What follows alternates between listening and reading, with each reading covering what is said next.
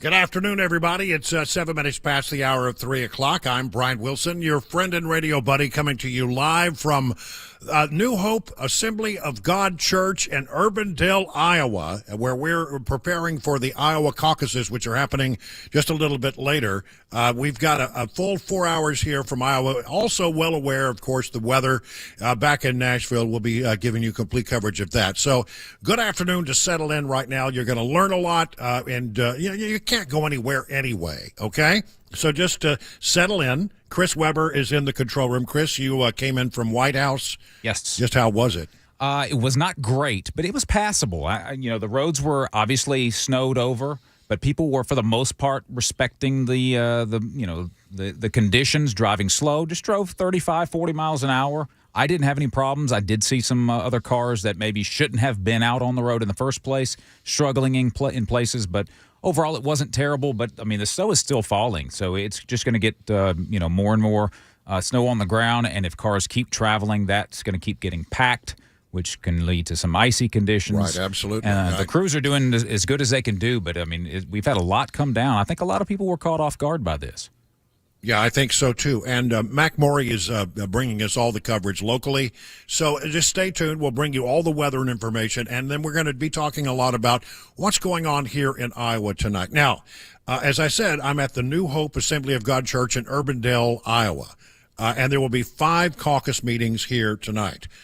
Different caucus groups will take up various parts of this very large and successful church in a suburb of Des Moines.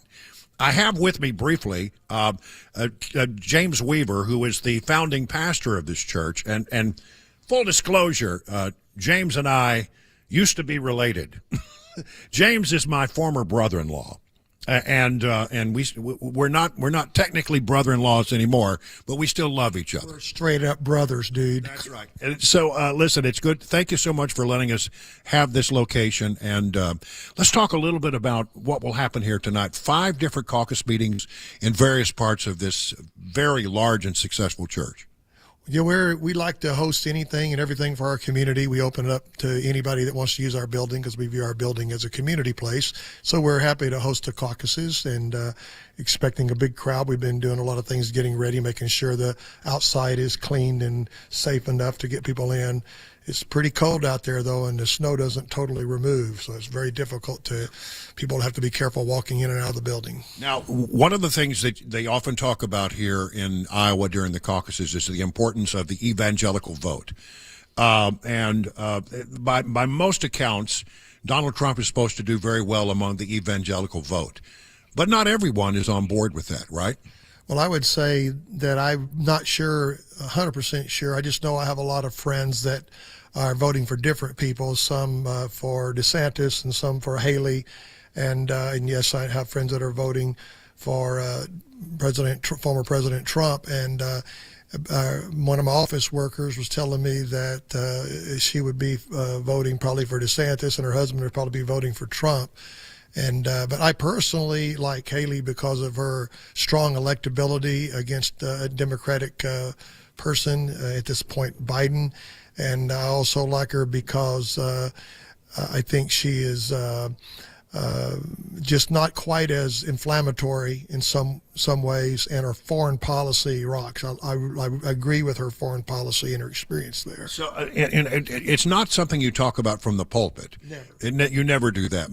And you have people who come in, they're allowed to say hello, and you pray for them, but you don't ever allow them to speak. Yeah, we had Vivek come in, and we saw him, and so we called him out and said he's here with us, and we'd like to pray for you. Had him stand up, and we prayed for him, but we never give a politician a microphone. That's a mistake. It's bad enough to give a preacher a microphone. Well, all right. And so it's going to be a Rock'em Sock'em event, and you're not actually caucusing in the church. You have another location to go to. Exactly, a nearby church is where my wife and I'll be going. And I will say, there a lot of our churches, while they may be called evangelical, they have people that are Democrat, Republicans, independents, people that aren't as engaged politically. I mean, I know we have that. and we have the full spectrum. And so, I mean, it's not quite what you think when you take a local church. I doubt there's any local church where the whole block, the whole church, we're going out and we're voting for Trump or Haley or DeSantis or Vivek or whoever else. All right. Founding pastor of the New Hope Assembly of God Church. You've been, it's 30 years now, right? 33 years, going on 34. And Brian, you're a hero to me. You're one of the best news people I've ever met. You rock no matter where you are. And Nashville's lucky to have you. Well, thank you very much, Pastor James Weaver. Thank you very much, James. And thanks again for allowing us to broadcast here from this location. He knows stories. We're not going to let him stay very long because he'll start telling stories before long. We ought to get those later. Yeah. Let me see. I'm checking the time here. Okay. I would like to play a little bit of sound from a guy by the name of Frank Luntz. Who is Frank Luntz? He's been around Republican politics for a long, long time. Frank is one of these people who really focuses on the language and how you take the ideas that you want to communicate and you find the right words for them. And I was at an event yesterday morning for Vivek Ramaswamy, and I look up and there's my old friend Frank Luntz. And we had a brief conversation there before the event started. Here is Frank Luntz from yesterday. Frank, it's first of all good to see you. It's been a hot minute since we've crossed paths in a while. You and I have known each other for, I think, almost 30 years. Yeah.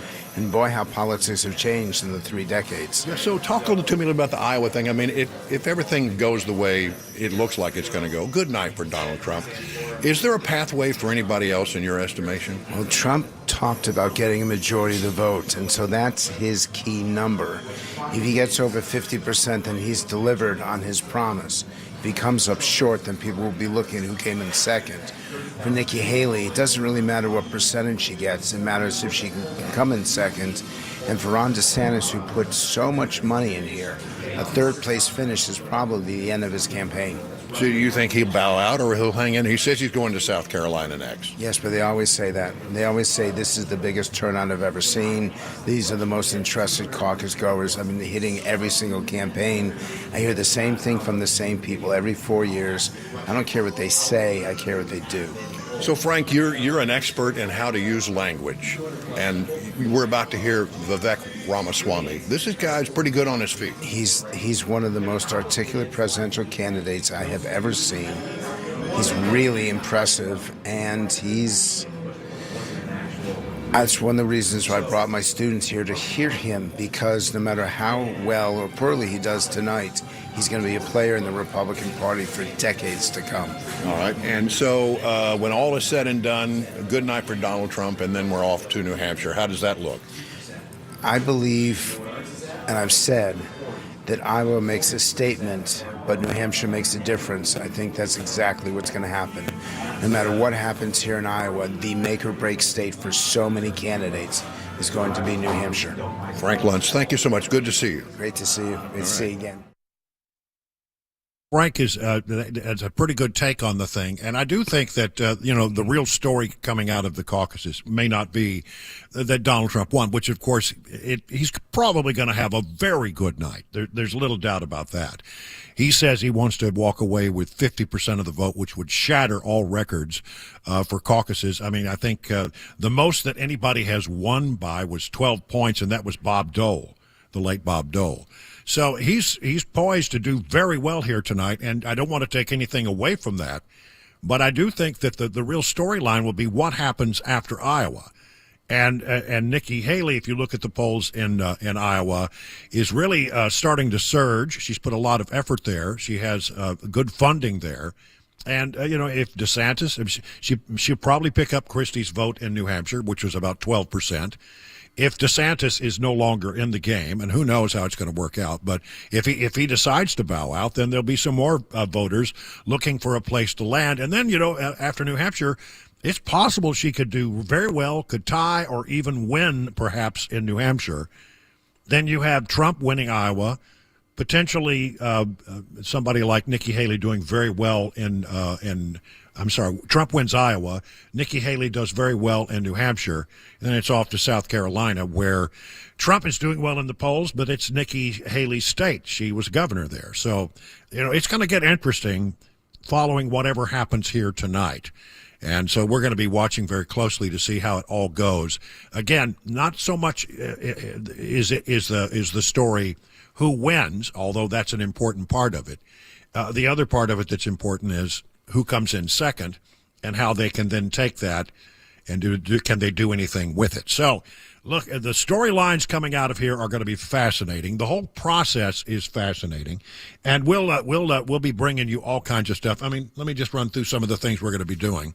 By the way, at the top of the hour, we'll hear from Dan Thomas over at Channel 4 about the weather situation. We'll talk about Nikki Haley after the news here in a short while. You'll hear sound from Donald Trump's big rally yesterday in Indianola, where I was not allowed to attend. They rebuffed me. Ooh, why? I got rebuffed. Well, I'll get into it a little bit more in detail a little bit later, but they were actually not very nice about it. But apparently they are only letting in the Iowa media and the media that travels with Trump on a national basis, the traveling press corps, and they were not letting anybody else in. And so I went all the way over there hoping to get in and could not get in, but we still have the sound. And you're going to hear coming up in the 5 o'clock hour from the mayor of Knox County, Tennessee. He is Glenn the Cane Jacobs. He's the mayor of Knox County. He's also a former WWE wrestler, and he is definitely going to be. He's definitely in the Trump category. He's a surrogate for Trump, and he will join us on the show in the 5 o'clock hour. So we've got a lot of things lined up. We'll also check in with Matt Hurt, who is another reporter. He's out there in the more rural area of Ames, Iowa. And then again, we'll keep tabs on everything happening around the Nashville area with the winter weather that we have and all the difficulties it is to get around. We got a full show lined up here on Super Talk 99.7 WTN, and this is a day to sort of settle in. You really can't go anywhere. There's nothing else to do except listen to the radio. Set by the warmth of your little tube radio or whatever you got and listen, because we're going to have a great show. And I want to say absolutely thanks again to Busy Bee, HVAC and Plumbing, and the Charlie Daniels Journey Home Program project for being our sponsors of this. We could not do it without them. And again, thanks to the New Hope Assembly of God Church and Pastor James Weaver for not telling some of the stories he knows about me and also allowing us to host here at this facility. It is now 20 minutes past the hour, 3 o'clock on Super Talk 99.7 WTN.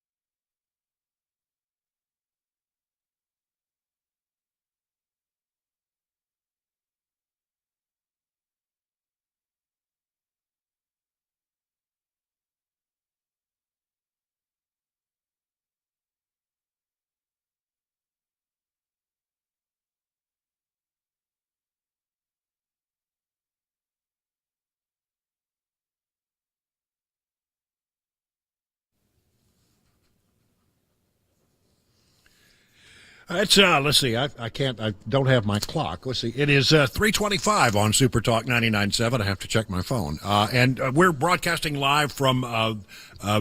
Well, I guess you would call it Urbandale, Iowa, right on the edge of Des Moines, where it has been colder than you can imagine. Temperatures when I got up this morning were minus 14. Oh. And I did a live report on the Dan Mandis show from my hotel room, and don't tell anybody, but I was still in bed. I just, it's radio. Just Nobody leaned has to know over that. and switched the gear on. I turned the thing on, grabbed the microphone, and got back in bed because it was cold. So anyway, we have had. This cold weather will just literally. It's been minus 17 at times, with a wind chill factor easily minus 25 to minus 30. Man.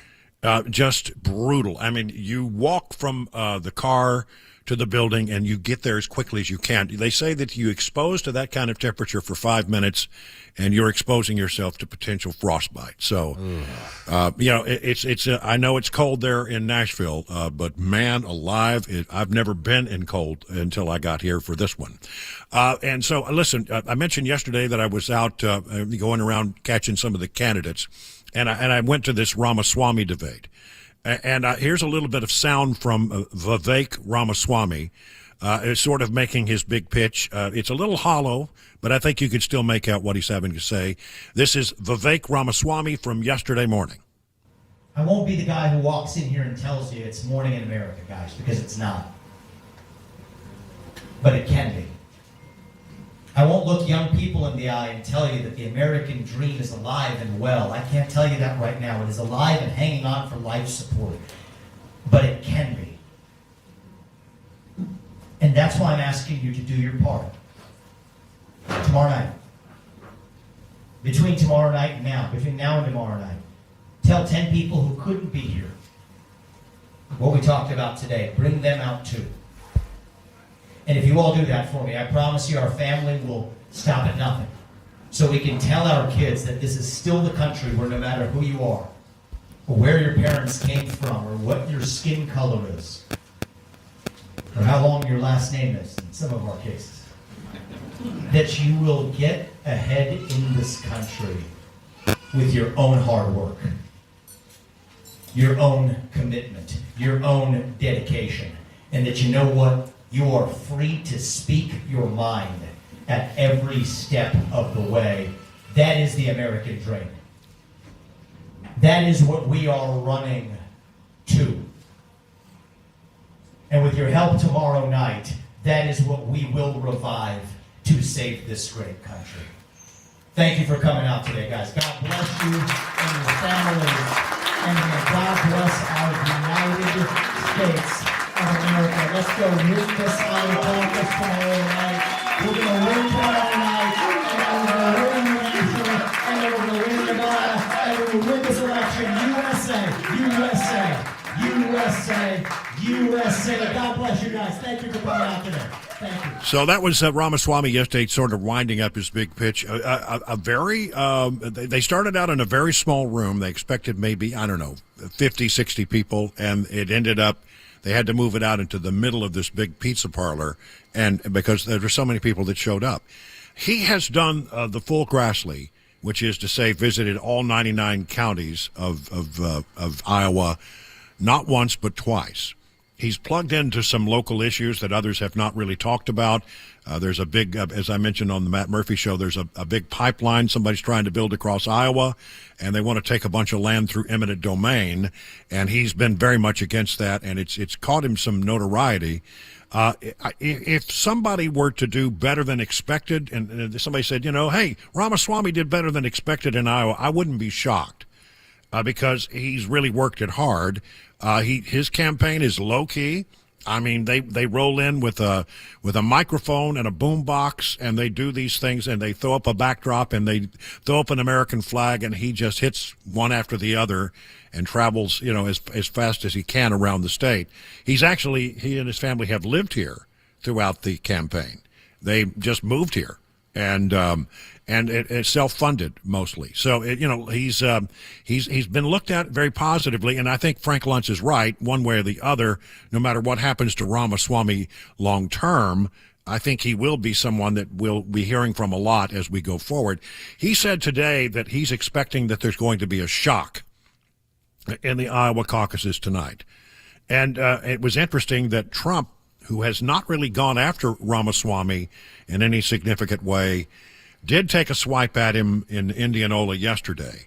And as Ramaswamy said, he took it in good nature, didn't think it was all that rough. But it was the first time that Trump has done that, which may suggest that he's seeing something in his polling data that is making him, maybe I need to spend a little more attention on Ramaswamy. He also, Trump did, went after Nikki Haley. Now, coming up in the next hour, we'll hear some of what Donald Trump had to say at Indianola.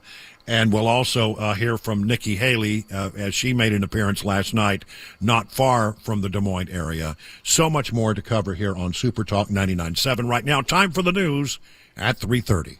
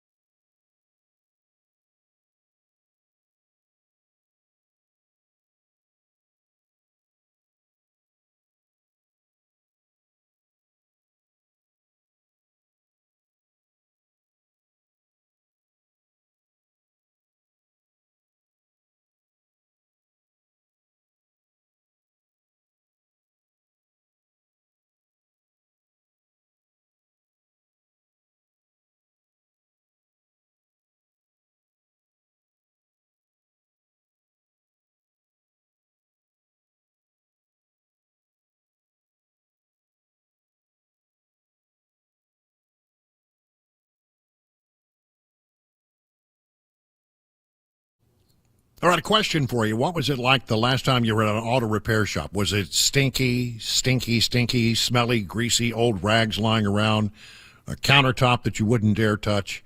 Another thing about repair shops is they sometimes keep your car forever. They're not honest, and they don't call you back when they say they will. Well, if that was your last experience at a vehicle repair shop, time to try Eurofix. Eurofix takes the stink out of European auto repair. At Eurofix, you get a free 15-minute no-wrench inspection with an estimate at every visit. No high-pressure sales tactics. At Eurofix, you get a 3-year nationwide warranty and a free loaner car with every repair appointment. Never pay dealer prices. Eurofix now in Franklin, 100 Oaks, Murfreesboro, Belmead, and their newest location in Mount Juliet. Call 844-Eurofix. That's 844-Eurofix. Or visit myEurofix.com and tell them your friend and radio buddy Brian Wilson sent you.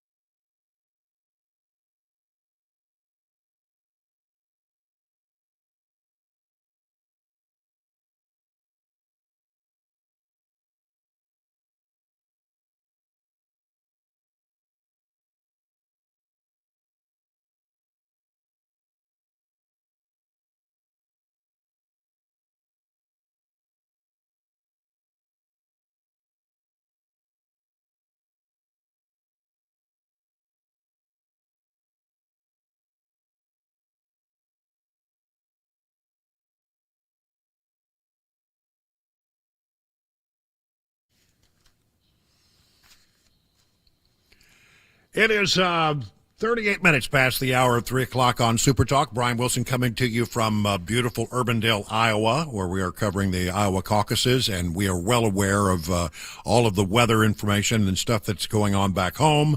And to that end, we'll talk to Dan Thomas from Channel 4 coming up toward just before we get to the news. Talk about, well, what happened here?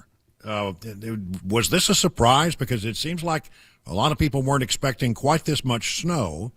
And it certainly, we were now hearing that school has even been canceled into Wednesday. So that's what we're beginning to hear now. Yeah. So, stay warm, stay dry, keep your radio on, and enjoy what we're bringing to you from Iowa. And we'll also give you all the information about that. Now, Nikki Haley.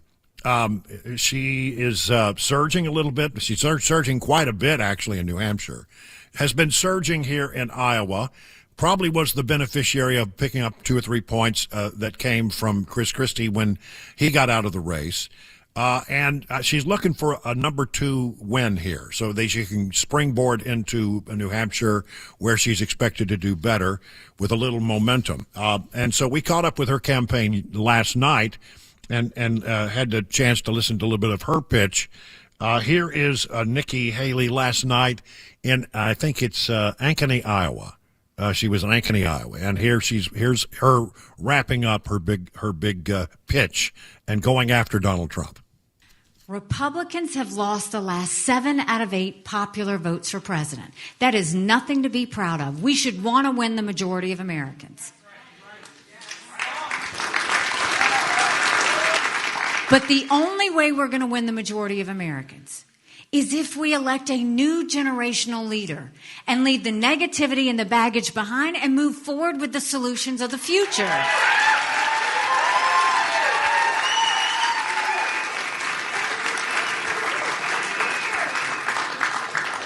Now, I'll tell you another hard truth. I think President Trump was the right president at the right time. I agree with a lot of his policies. But rightly or wrongly, chaos follows him. You know I'm right. Chaos follows him. And we can't be a country in disarray and have a world on fire and go through 4 more years of chaos. You don't fix Democrat chaos with Republican chaos.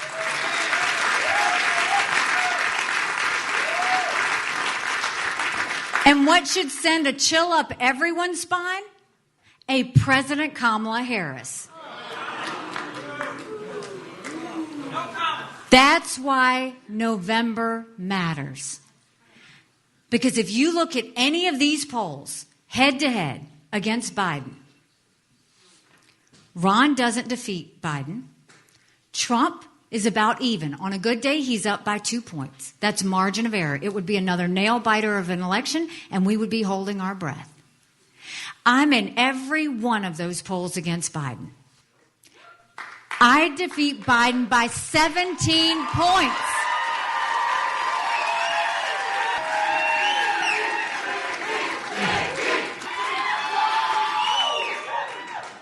Do you know what that means? That's bigger than the presidency.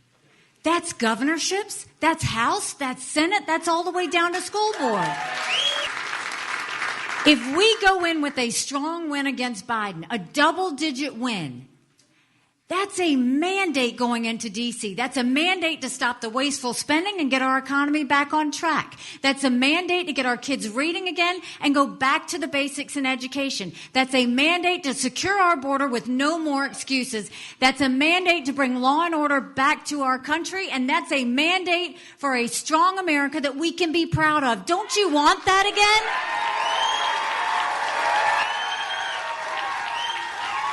So that's Nikki Haley last night making her case, and that's sort of her big spiel, that, Trump was the right president at the time. She has to say that because she was part of that administration. But then she goes on to make the case, but we don't need the chaos. And as to this point that she can defeat Biden by a larger margin, the polls do tend to show that. There's a CBS poll out today that if it's Trump versus Biden, Trump wins by 2. If it were to be Haley against Biden, she would win by 8. And there have been polls, no kidding, where it shows that she could win by much larger margin. It would be, and why is that? Well, because she pulls a lot of women voters in, who, a lot of women don't like Donald Trump. Donald Trump somehow does not do well among women voters as well as he does among men voters. The other part of it is she appeals to the middle. And as you know, one of my great political theses is you can't win without winning the middle. And she does appeal a lot to the middle. Now, that means she's a more moderate candidate, and many conservatives can't even begin to conceive of Nikki Haley as their nominee. Now you say, well, hold it. You've given us Ramaswamy. You've given us Nikki Haley. What about Trump? Well, don't worry. In the next hour, we're going to hear a lot from Donald Trump. And then in the 5 o'clock hour, we're going to hear from Mayor Glenn Jacobs, who is the mayor of Knox County, Tennessee. He's here as a surrogate for Trump. You may also know him as the WWE's Kane, half brother to the Undertaker. I'm not completely up on my WWE, but I did my research, and I know that he's half brother to the Undertaker. You didn't want to mess with him. But he's going to be. You don't want to. He's 6'8", 300 pounds. Yeah. He's a big boy. He sure is. But he's going to join us in the 5 o'clock hour to talk on behalf of candidate Trump. So we're going to get it all covered We've got 4 hours to fill here and a lot of stuff to share with you. And in a minute, we're going to break early here, I think, and get ready because we want to talk to Dan Thomas from Channel 4 about the weather and what's going on and what we can expect in the days going forward as this cold weather settles in. And I think we got a lot more snow in the Nashville area than most people thought we were going to get. That's all straight ahead. So just, stay where you are. Much more ahead on Super Talk 99.7 WTN.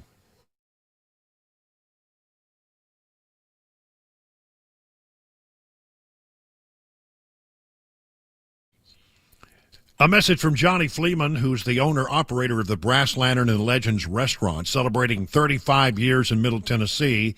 And they want to say Happy New Year to you and celebrate their 35 years by letting me tell you a little about their daily specials. Mondays, well, they're not, today's Martin Luther King Day, but they do normally have chicken fingers with fries and coleslaw, just $8.99. Tuesday, featuring slow-cooked prime rib, 8 ounces, with a side for $18.99. Wednesday, their 6-ounce choice sirloin with a side, just $8.99. Thursday is hamburger steak day, $8.99. Sundays, they feature 3 of their pasta dinners for $9.99. Over 35 years, the Brass Lantern and Legends restaurant has given you authentic, made-from-scratch, delicious recipes at affordable prices. Good food at a good price. We hope you enjoy their good food and service, and they want you to make sure that you check out their lunch special starting at only $6.99. And listen, there's some good stuff on that as well. Also, he says, don't forget to pick up some of those delicious Johnny Fleeman products at your local grocery store. You're going to love your next visit to the Brass Lantern or Legends restaurant.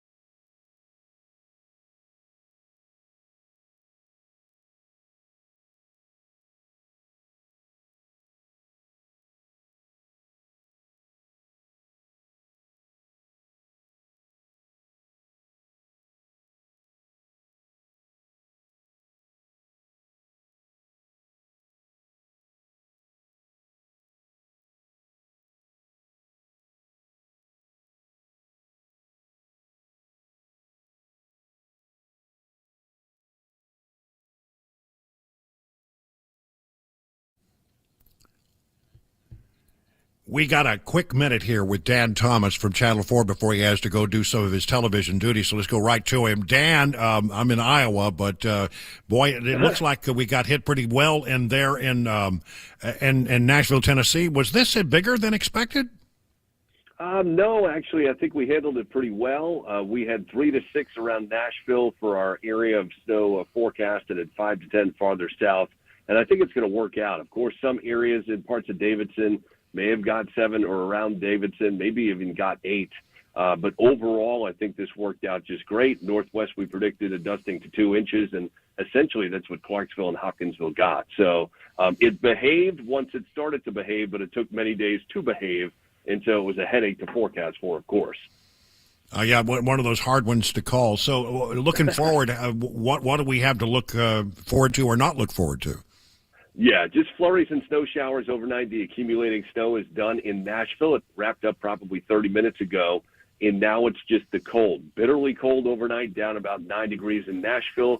The wind chill in the morning around 0. High temperature tomorrow afternoon, 22. The wind chill around 10. Now, we will see a little sun tomorrow, so if you can get outdoors and maybe do some shoveling, if you have a walkway or something like that, even put down some ice melt, that's going to help once the sun hits that tomorrow, and it will start to go to work. But 22 degrees, not much melting is going to take place, even in the sun. No, that's for sure. Well, I know you have television responsibilities, so we will let you go. But thank you so much for taking a moment out to sort of talk to us about the forecast and what we can expect. I have gotten some updates from the home front.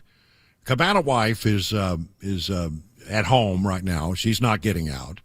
And of course, we have the 2 puppies. We have Grogu's not a puppy anymore, and the little puppy Solo. And I mean, the pictures that if you want to look at my social media page, Facebook, Brian Wilson 997, you will see the cutest picture you ever saw of a little French bulldog puppy taking on a terrifying armadillo.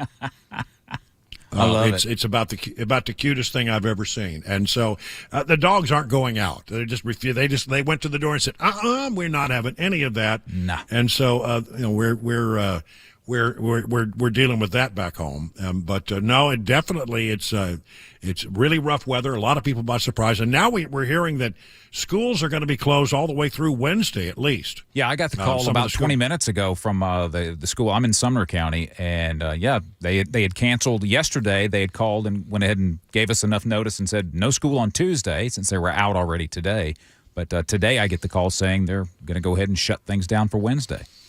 Yeah, listen, this is a day to take it easy. If you don't have to get out, don't get out. I mean, we got a lot of good stuff that we're going to be sharing with you from Iowa. So it's a good day to just sort of hang around the warmth of your radio, stay underneath a blanket, and not really go anywhere.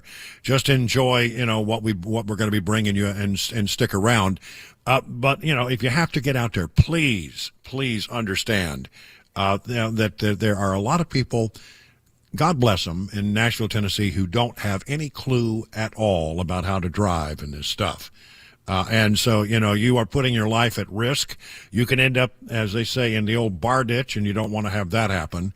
One moment, one bad second, and you can lose control if you don't know what you're doing and you don't have a great deal of experience in it. So the best advice is don't get out unless you absolutely have to.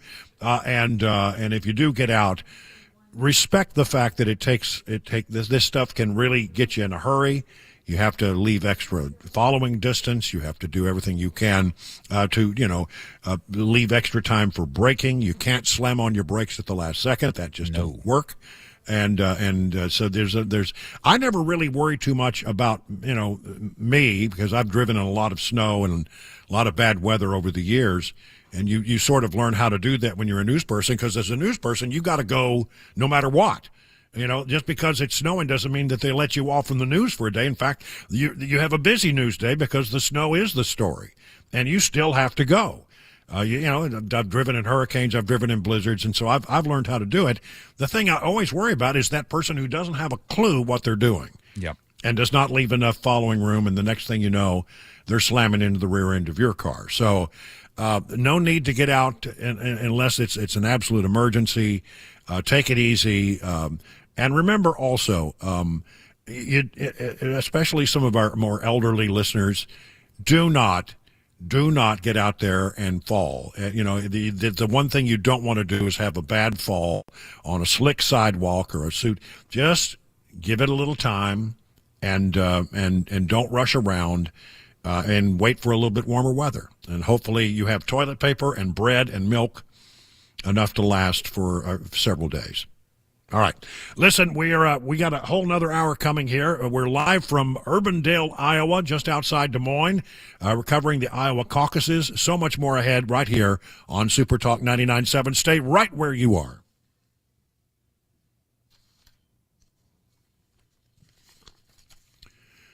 Let me tell you, if I could, about the folks over at Nashville Gold and Coin. Gold has been used as money for millennia. It's a tried and true store of value, consistent across generations. And folks have observed that generational wealth has three components: land, art, and precious metals. Well, here's what I would say. Land, can you afford it right now with interest rates where they are? Art, do you know anything about art? I sure don't. But precious metals, now that's something you can hold in your hand. It's tangible. It's real. You can touch it. You can feel it. You can put it in your safe, and it will always have some value. The one thing you need to know is that inflation is decreasing the value of your green cash money. Gold and silver can be a safe haven during uncertain economic times. So you can learn all about the importance of owning precious metals by going to Nashville Gold and Coin. Maybe you have some gold that was given to you and you're not sure what it's worth, or you're just curious about metals, precious metals in general, and want to learn more. This is the place to turn. They're always available to discuss your options and educate you on the precious metals market. So do what I did. Go to Nashville's real money source, Nashville Gold and Coin. Learn more. Set up your one-on-one appointment at NashvilleGoldandCoin.com.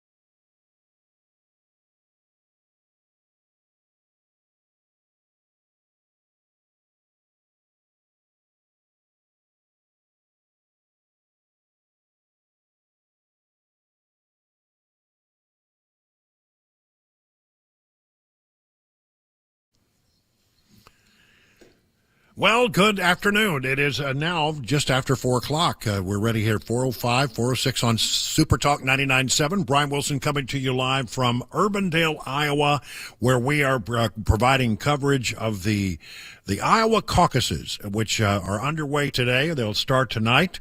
You must have your butt in the seat by 7 o'clock. And so as we get into the 6 o'clock hour, we'll actually be able to talk to some of the people who've come in here to participate in the caucus process. And then tomorrow we'll have the answers. You know, what happened?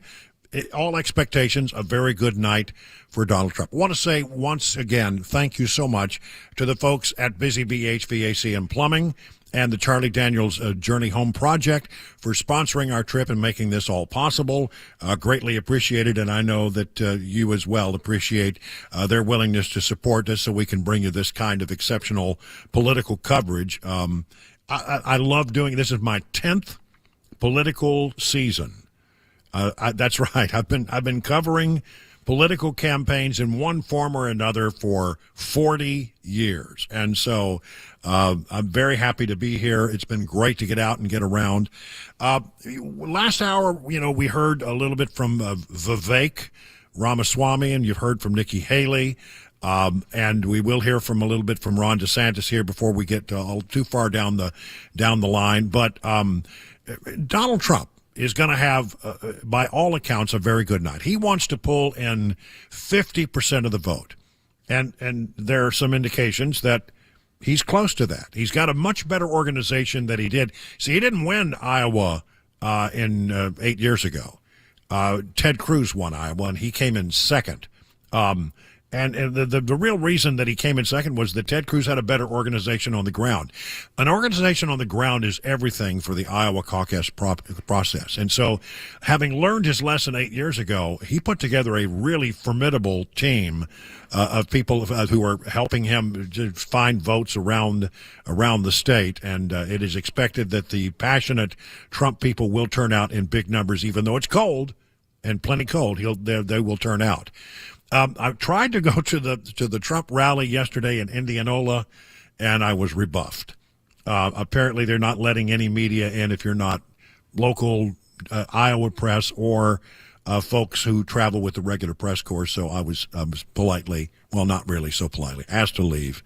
I tried. But then the Secret Service got involved, and I figured I'm really, it's not the kind of day I want to go to jail. Nonetheless, we were able to monitor his speech and have a large chunk of it here for you. Here's Trump being Trump out on the campaign trail, making the pitch in Indianola yesterday. From Fort Dodge to Cedar Rapids, from Sioux City to Waterloo, and from Davenport to Des Moines to right here in Indianola, we stand on the shoulders of generations of Iowa patriots who tamed the wilderness, braved the elements, tilled the soil, worked the fields, built the factories, and poured out their sweat, blood, tears to make this country the greatest nation in the history of the world. That's what happened. But now we are a nation in decline. We are a failing nation. We are a nation that has lost its confidence, its willpower, and its strength. We are a nation that has lost its way. But we are not going to allow this horror to continue. 3 years ago, we were a great nation, and we will soon be a great nation again.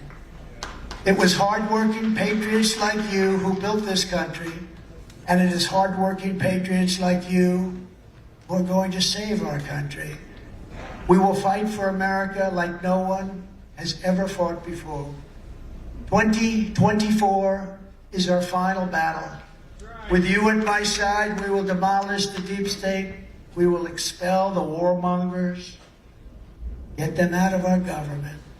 We will drive out the globalists. We will cast out the communists, Marxists, and fascists. We will throw off the sick political class that truly hates our country. We will rout the fake news media, and we will evict crooked Joe Biden from the White House on November 5th,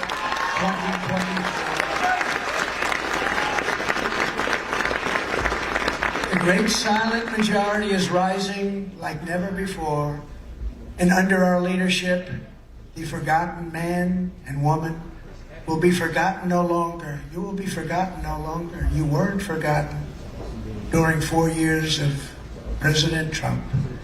We will love our country. We will take care of our country. We will pray to God for our strength and for our liberty. We will pray for God and we will be with God. Because we are one movement, one people, one family, and one glorious nation under God. And together we will make America powerful again. We will make America wealthy again. We will make America strong again. We will make America proud again. We will make America safe again. And we will make America great again. Thank you very much, Iowa. Thank you. Thank you very much. I mean, that's pretty powerful stuff. Trump is best, I think, on the stump when he actually sticks with the teleprompter. When he reads the words that have been written and he sticks to the message. He's not the most disciplined of public speakers. He likes to ramble. He likes to divert into this, that, or the other. But, I mean, when he sticks to that message, it's inspiring. And it gets people really excited. And so one of the things that is my hope as this campaign goes forward is that he will be more disciplined about his messaging. And I think that will serve him extremely well because there's a certain factor about Trump. I mean, we love him. A lot of people within the sound of a voice think a lot of him. But he does, when he veers off the message and starts winging it, sometimes he drives a lot of people a little crazy, especially women voters. Now, I'm not saying anything that's not backed up by the data. He can alienate a certain factor of voter out there, and an election process where it's got to be 1 or 2 points, you can't afford to do that. So it's my hope that as this campaign goes forward, we hear more stuff like that and a lot less of the sort of winging it and sticking with the message. It takes discipline, and he has shown more of a willingness to do this in this round than he has in the first round. So, that's my hope for sure. Now, I'm going to get you to pull up cut number 6, if you could, Chris. A little bit later in the 5 o'clock hour, we're gonna hear from a guy who is going to speak on behalf of Donald Trump. You may know him as the mayor of Knox County. His name is Glenn Jacobs. He's also a very well-known WWE wrestler who went by Kane, Cain and Abel, like Kane, Kane. He is that in the WWE world. He's half brother to the Undertaker. I learned this. Mm-hmm. That's right. And Trump called him out from the podium. So in advance of Glenn Jacobs joining us in the 5 o'clock hour to talk about Trump and his campaign, a little bit of that fun that he was having last night at the expense of Glenn Jacobs, or as he's also known, Kane. And another man who's a friend of mine, he's another one I'm not going to mess around with. He's Knox County, Tennessee. Do you know Glenn Jacobs? Goes by the name of Kane. Kane. Where is Kane? Look at the size of this guy. Man, oh man. That's it. He's all man. He's all man. It's good. How many years have you been doing that? You've been Kane, one of the great characters. And how many? So how tall are you? You're 6 what? 6'8", and weigh what when you wrestle? About 3. Well, that's not bad. I'm not that far away. Ew. That's not good. You just ruined my day. 300. Well, all I know is, I guess there's a little acting involved, but when I see these guys, some of them like The Undertaker, right? And I see him, and he walks around the ring lifting a 300-pound guy over his shoulders like this. It may be acting, but there aren't too many. And then he throws him into the seats. It's pretty great. And he's done a fantastic job as mayor, Tennessee. All right, so he will join us in the 5 o'clock hour. You don't want to miss the interview with Glenn Kane Jacobs as he goes on the warpath for not his WWE opponent, but for Donald Trump, and that'll come up in the 5 o'clock hour. Chris, I understand we just got some word that there is a full ground stop right now at BNA. Yes, that is correct. I don't have any other information on it other than just that there is a ground stop. I'm assuming it's obviously weather related. Yeah. Well, generally what you have to do at some point is when the snow reaches a certain point, you have to stop the traffic to clear the runways and to clear the taxiways and to sort of get the thing operational again. And so generally what you do is you put a ground stop in. I assume that's what that's all about. But if you're going to BNA, understand there may be some delays. Mm-hmm. I think you probably need to expect that anyway, yes, given the weather that we're experiencing. But a full ground stop at BNA for the moment, while they try to, recuperate from some of the snow that we've had in the area. Listen, it is really coming down. It really is. It really has become sort of a much bigger storm than I think many people expected. I mean, I think the weather people had it right, but I don't think many people thought it would be this much. Well, it was interesting because it was one of those things where it got every day, almost multiple times a day at times, the forecast would change and the totals would get a little bit higher, a little bit higher. I think Dan Thomas said it when we had him on, that it was hard, one of those systems that was kind of hard to predict. But once they finally got a grasp on it, then they said, okay, this is going to be 5 to 8 inches, 10 inches, depending on where you are. Yeah, Matt Murphy's going to be filling in for me tomorrow because I'll be driving back from Iowa. I have no idea what I'm going to be driving through on the way back. Could be interesting. I mean, here in Iowa it's just cold, but the roads have been pretty clear now for a couple of days. But once you get out of Iowa, I got to go through the storm system that just went through you guys, and so it'll be interesting to see how the roads are. Maybe a long, slow trip back to Nashville. It's a 10-hour trip when conditions are perfect. So getting here was 14 hours. Oof. Wow. Yeah, 14 hours, and the last 80 miles were whiteout.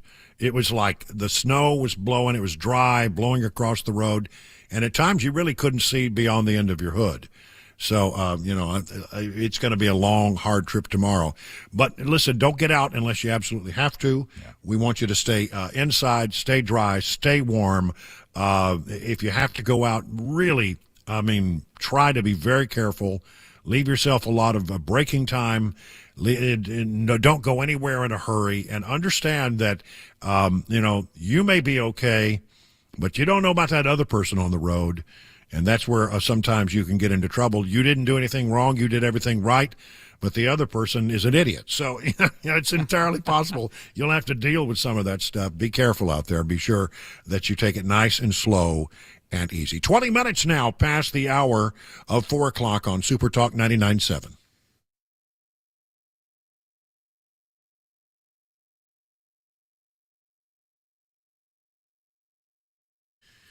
Let's talk about the folks over at DT McCall's. They've been in business for over 100 years in Middle Tennessee. 100 years. You don't get to be in business for that long without having a reputation for treating people absolutely right. And they do. They make sure that they're honest with you. I mean, sometimes when you do business with the big box store, you say, well, you want to buy an appliance, and you go to the big box store and they give you a good price, and you say, well, that's a good price. I think I'll do that. Then you find out about all the add-on charges. Things like delivery cost, things like an installation charge. Do you want the old thing hauled away? Well, there's a charge for that as well. And at the big box stores, you find out that price, which looked good initially, really wasn't such a good price after all. They don't play that game at DT McCall's. They're honest with you about what it's going to cost, and it'll be a good price, but it'll be an honest price. That's the way they like to do business. One of the things I love about DT McCall's is the fact that they sell products that are made and manufactured in Middle Tennessee. England furniture, not from England at all. It comes from Middle Tennessee.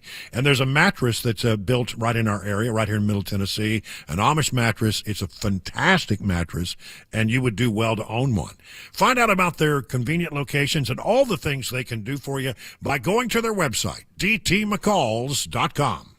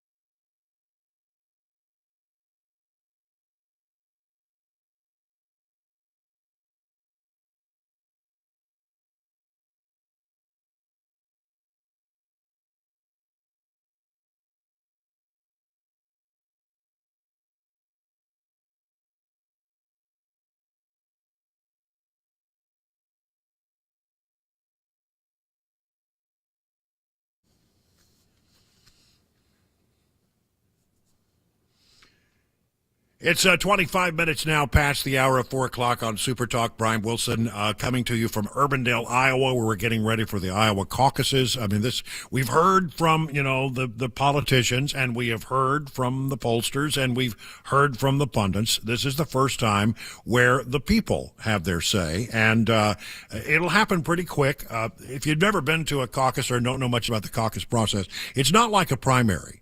With the primary, you have early voting, you have absentee voting, you have all day long to get in and cast your ballot. A caucus is very different, and in order to get support, you have to go and actually be present. You got to be in your chair by 7 o'clock. If you're here at 7:01, you might not be let in. And that some places it's very formal, some places it's a lot more informal.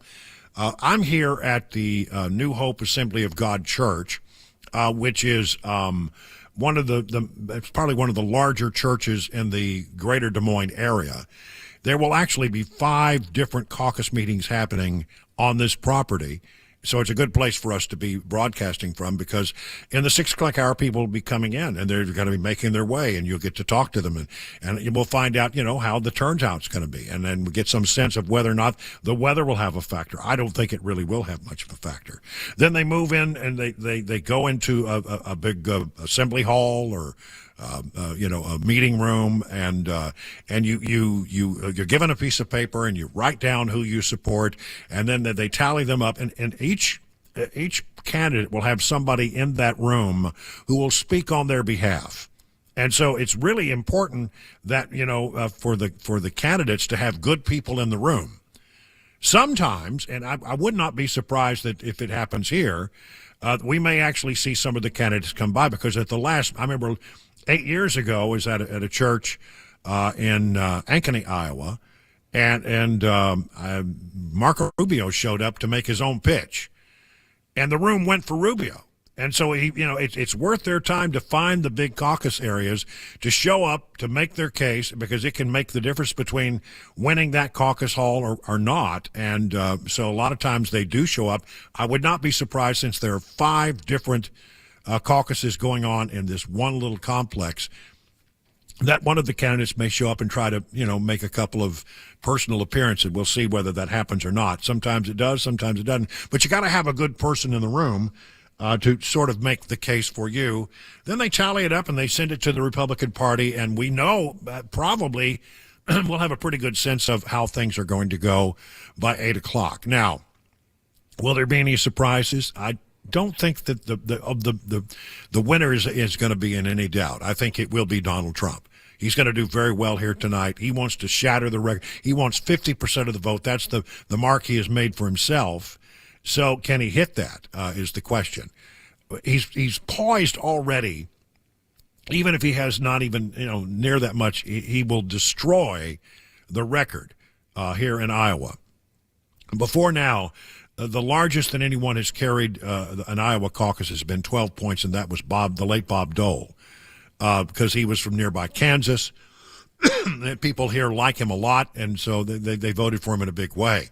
If Donald Trump comes in 48, 49, 50% of the vote, he will destroy that record. It will be the largest turnout on behalf of a candidate ever. So it's all things considered, it would be shocking if Donald Trump doesn't do very well here tonight. So, excuse me, I'm sorry, it's very dry here in Iowa. Somebody wrote me and said, don't worry about the cold in Iowa. It's a dry cold. Oh yeah, that makes all the difference, I'm sure. Yeah, it really is. All right, so we're here, we're poised, we're ready. We got a whole lot of stuff coming up right now. It's time for the news with Mac Morey at 4:30 on Super Talk 99.7 WTN.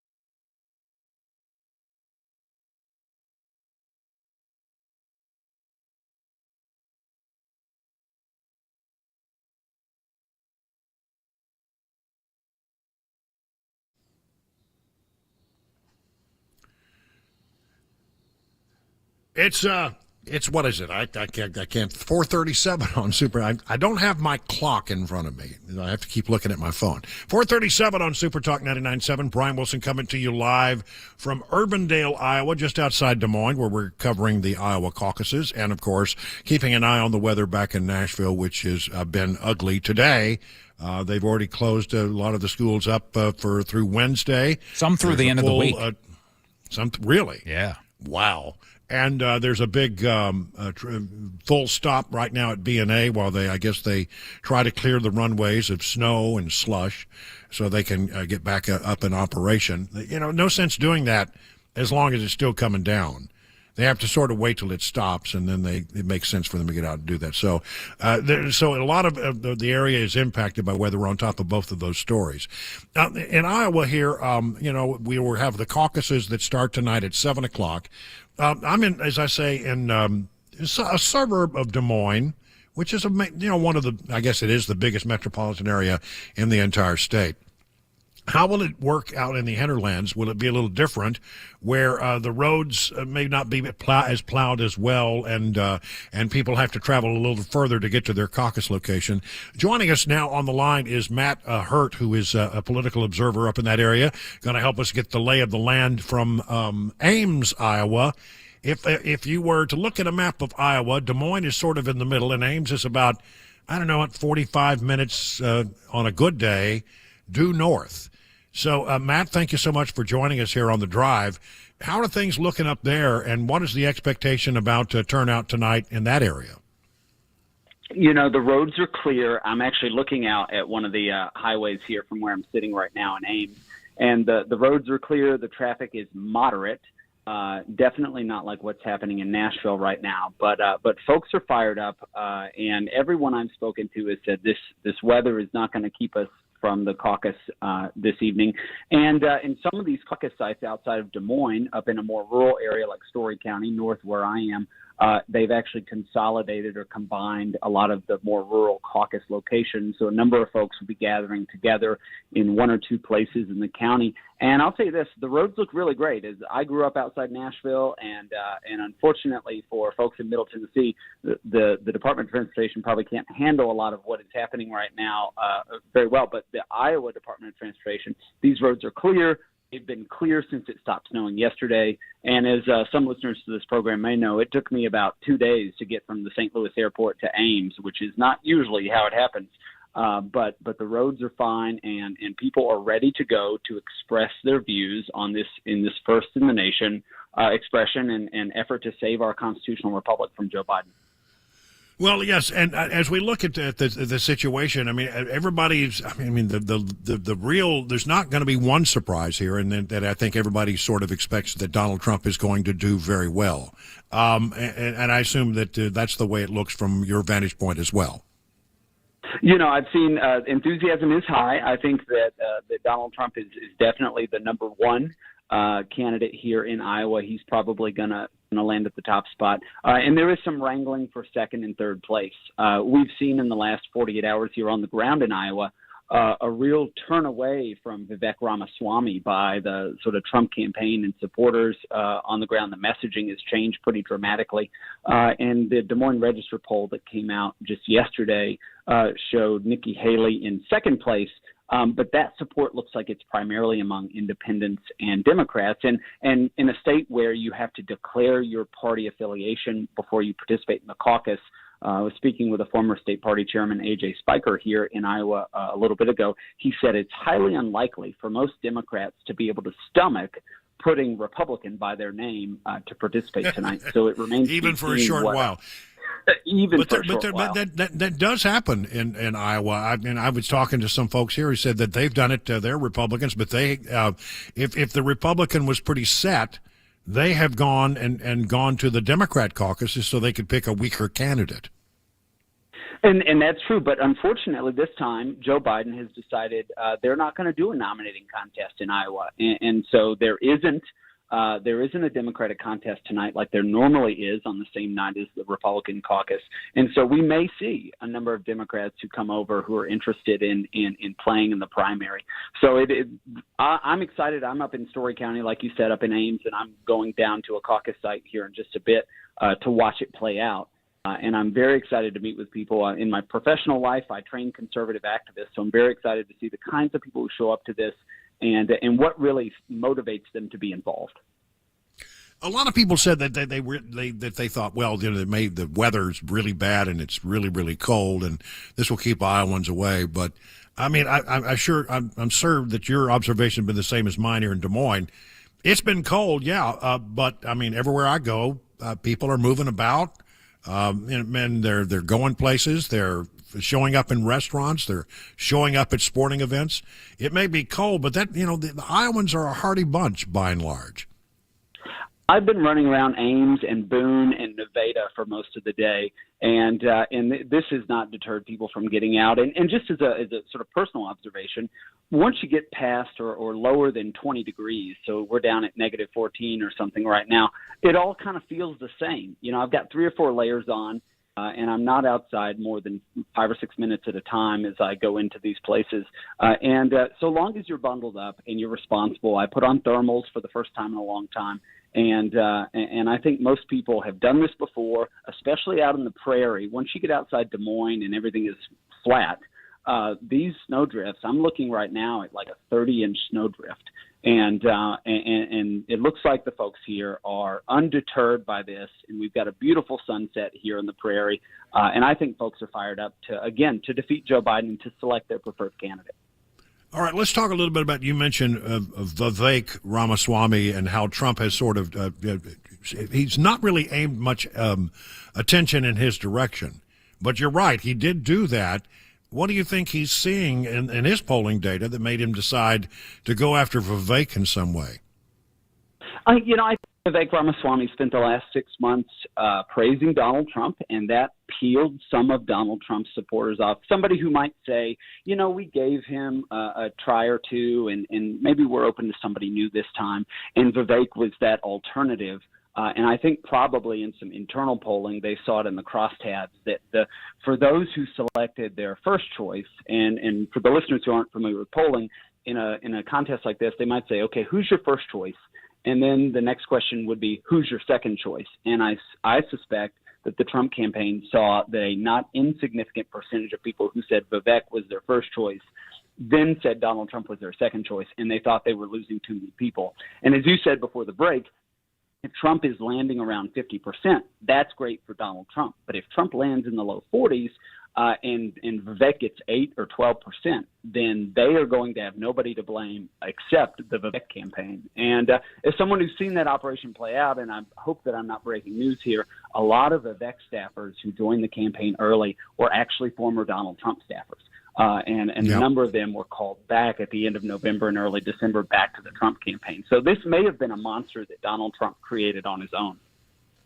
Yeah, I mean, do you think that Trump would look at Vivek as a potential running mate? I mean, there's been a lot of rumbles to that effect that he likes Vivek. They're sort of cut of the same cloth. They're both entrepreneurs. They both, are want to operate government more efficiently, et cetera. I mean, I think they see the world the same way as people who are, out in the business world, and they come from a business perspective.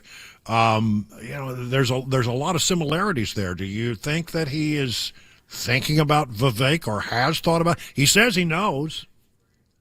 I suspect that he would put Vivek in a prospective cabinet. I don't know that you pick him as the running mate. And we saw former Vice President Mike Pence. You almost need a complementary figure for Donald Trump, who is an entrepreneur and is a showman.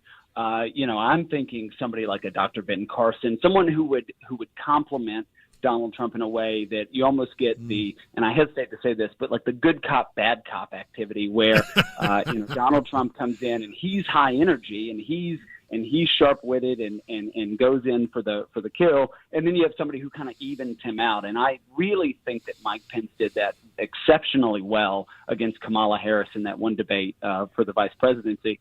And I think that's probably where he would land. You don't want someone who is going to show you up if you are the top of the ticket. And that's not just a Donald Trump thing. That's almost anybody who's running. A lot of these folks run for governor, lieutenant governor in many states. And you don't want someone who's going to sort of outshine you. Yeah, you're exactly right about that, and I wonder about that when I saw Vivek. I mean, I got to go one of his events, and he's high powered in his communication process and a very strong personality. So you may be right there about Trump not wanting somebody who would show him up. So look, the story is probably going to be a good night for Donald Trump. And then the question is, who's second place? What do you think the storylines are going to be as we exit the Iowa caucuses and train our eyes next on New Hampshire? I've been watching Fox News for a good chunk of the day, and it seems the narrative out of that operation is that, where is Trump going to land between 40 and 50, and who is second? I do think that Des Moines Register poll left a lot to be desired. And from what I've seen since I've been on the ground for the last 3 or 4 days, there does seem to be an enthusiasm element to both Vivek Ramaswamy and Ron DeSantis that we're not seeing for Nikki Haley. And obviously your Trump supporters in Iowa are very highly enthusiastic. And so I think going to New Hampshire, a lot of people are saying Ron DeSantis isn't going there. It depends on where Nikki Haley lands tonight to see if she is going to carry that momentum into New Hampshire, where 100% Democrats and independents do play in the primary up there. Yeah, one thing I'm pretty sure of, everybody always says, well, would Nikki Haley be a potential running mate for Donald Trump? I don't think so, based on the things that she said. I don't know how you kiss and make up after some of that stuff. I agree with you there. I think that, and Donald Trump is a visionary in a number of regards, and I do think he would pick somebody that is not currently running. Again, it's hard to kiss and make up across this entire field of candidates. And I think that there are plenty of other qualified Republicans. I mean, we've got Republicans across the country, and conservatives in particular, have governorships, have other statewide offices, and we are winning with the American people. And there are dozens of qualified, well-known, or soon-to-be well-known Republican standard bearers who could complement Donald Trump on the campaign trail. All right. Well, listen, Matt Hurt, great analysis from Ames and a little north of Ames. Stay warm tonight, and we really appreciate you joining us here on The Drive. Now, in the next segment, some really bad information, bad polling data aimed at Joe Biden. His numbers are plummeting. His approval numbers are just falling. And I'll give you some of that coming up in just a short while. Right now, let's call it 50 minutes past the hour of 4 o'clock.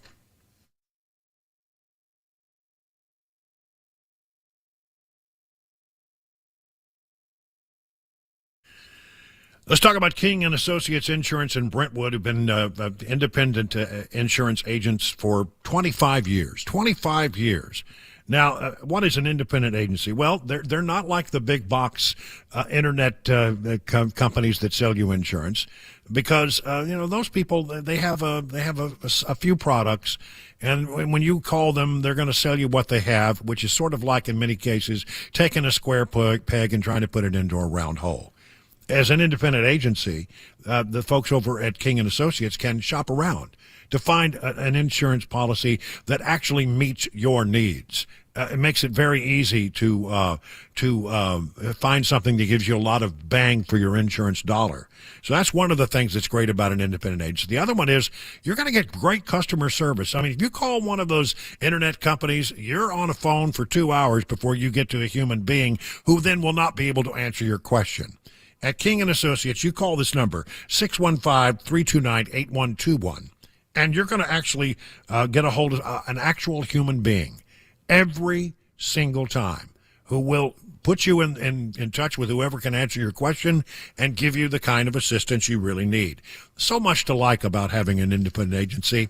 So listen, they're the kings of multi-policy discounts, 20, 25, 30, 35% huge savings. So listen, folks, if you are thinking about changing up your insurance or trying to get better insurance, you do very well to reach out to the folks at T King Insurance and get your royal review. That's what they call it, a royal review. Log on to tkinginsurance.com. King Insurance and Associates, royal treatment and absolutely great rates.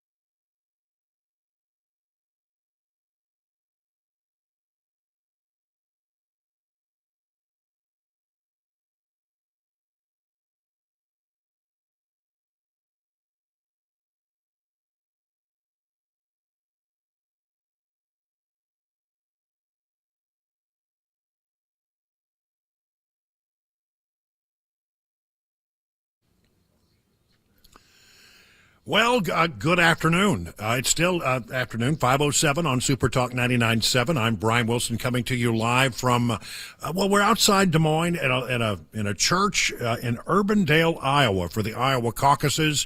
The people are starting to arrive now. There's a lot of activity. We're at the New Hope Assembly of God church, which will be hosting 5 different caucus locations within this complex. This is probably one of the larger churches in all of the Des Moines area. And because of that, we've been able to set up our shop right here. They have a little coffee shop, where you get coffee. Ooh. Boy, I'm telling you, listen, I'm telling you what, modern churches have got it figured out. To me, it's amazing. We never ever would ever think about taking food or drink into a sanctuary. Here, you come on a Sunday, you get your coffee, you go inside, you sit down. You can drink coffee while you're listening to the sermon. I mean, is that like the best thing ever? Nice, yeah. And you can eat a donut beforehand, too. So, but we're here because there are going to be 5 caucus, and people are going to be showing up between now and 7 o'clock. 7 o'clock, you have to be in the chair. You have to have your butt in the seat, and you have to be ready to caucus. And there's no guarantee that if you show up at 7:05 that they're going to let you in. No guarantees at all. And then the process takes off. And so what you're going to hear in between now and 7 o'clock, you may hear a lot of chaos. You may hear people talking. You may hear people moving stuff around.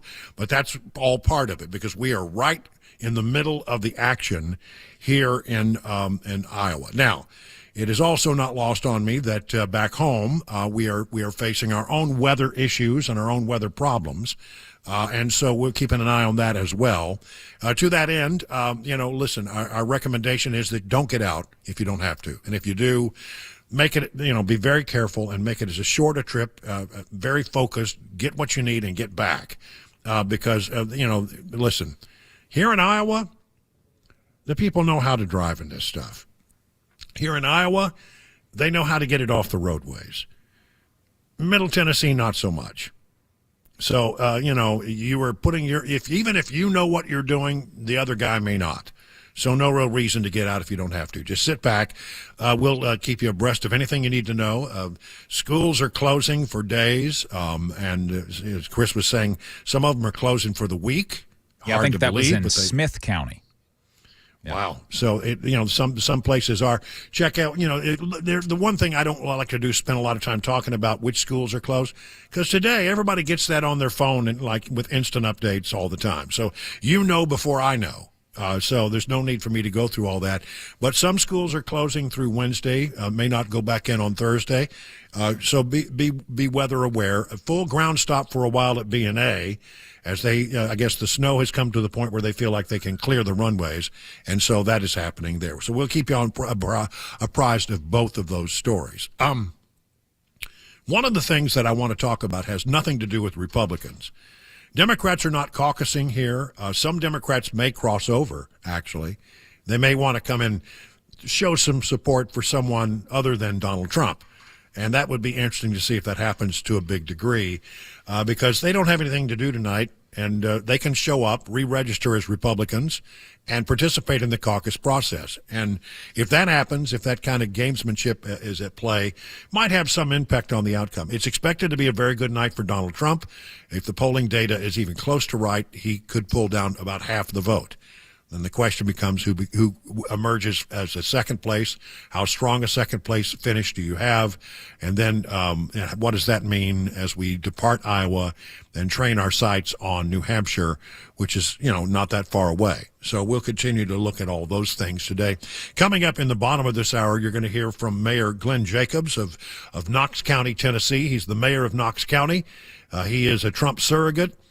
You may not know it, but he's also a WWE wrestler known as Kane, half-brother to The Undertaker. And he will join us at 5:35 here in just about 30 minutes to talk about his support of Donald Trump and how it looks from the Trump perspective. That's coming up here in just a short while. I want to spend some time here talking, though, about another poll that came out. And this one is disastrous for Joe Biden. I mean, the numbers and the stuff about Joe Biden just gets worse and worse and worse. Joe Biden's approval ratings are now the lowest of any president in 15 years. His approval level, according to an ABC poll that just came out this weekend, now stands at 33%. Only a third of Americans, which is to say, effectively, Democrats. Democrats make up about 37%. 30%, I think it's 37% of the populace. So not even all Democrats are supportive. So 33% say that they support him, but he has a 58% disapproval rating, which is unbelievable. If you break it down, there are some very troubling signs here for Joe Biden. 31% approval with women. 31% of women support Joe Biden. 37% of men support him, but only 28% approval rating among independents. And that is a disastrous number for Joe Biden. Remember, and it's one of the major things that I always try to explain to people during an election season. You have Republicans and you have Democrats, but the largest block of voters in America are the independents. And that was just verified by a recent Gallup poll. More independents than there have been ever before. And if you have any hope of winning a national election, you have to persuade a certain number of independents to come your way. And right now, only 28% of independents find favor with Joe Biden. That is a horrible number for him. And Democrats have got to be just, freaking out, because every time we get a poll and you think that Joe Biden can't do any worse, he does worse. And it's really a serious problem for that campaign, which is why I keep thinking, I really do believe this with every fiber of my being, that somehow Democrats will ultimately engineer a switcheroo. Maybe at the convention. I don't know how it will happen. But they're not going to go into a campaign if Joe Biden's numbers are this horrific, knowing that there's a potential that they could lose to Donald Trump, who they abhor and they detest at every level. So I don't know how that's all going to work out, but I can't tell you exactly how it's going to go down. I can't even tell you who they might go to, although I think it probably would be Gavin Newsom. But I can tell you that his numbers continue to be, if you're a Democrat, you're looking at these numbers and you are just slapping your head on the forehead. How are we going to fix this? Because he hasn't put on a very good campaign at all. His campaign has not been very good or solid on any level at all. So, apparently Obama pulled him aside in December and said, Joe, you got to get this thing going, or, you're going to get beat by this guy. And, Biden, being typical Biden, I think he probably said, I got this, don't worry, but he doesn't have it. And I don't know if you saw him the other day in Pennsylvania when he made a stop at a coffee shop and interacted with some voters. But it's shocking to anybody who's paying attention how much he continues to deteriorate and how he continues to walk around and mumble and get lost. And there's only so much they can do to support him. I mean, right now, Jill Biden escorts him to the podium and then shows up immediately when he's done to escort him away, because he never seems to know where he's going. He doesn't have any clue where he's going. He's like a little lost puppy in that regard. And he just looks around like, and saying, which way should I go? So now the way that they try to fix that is Jill Biden walks out with him to the podium, then excuses herself. He reads off the teleprompter for a few minutes. And as soon as he starts to wind down, she's right there by his side, so that she grabs him by the hand and leads him off stage. He's taken planes that have shorter stairs because they know he's one faceplant away from losing even more support. If there were to be another incident like at the Air Force Academy where he goes down and does a faceplant on a stage, well, I don't know how you fix that, because people already have their concerns. and they don't like his policies, and they don't like the fact that we have a commander-in-chief who just barely seems to be able to function. One wonders how he finds his way to the bathroom at night. I mean, really, honestly, not to put too fine a point on it. I mean, does he have somebody who escorts him? Because I don't think he can find the bathroom in the middle of the night. I don't really think he can. And you know, as old as he is, he's got to go there quite a lot. Just saying. All right, enough of that.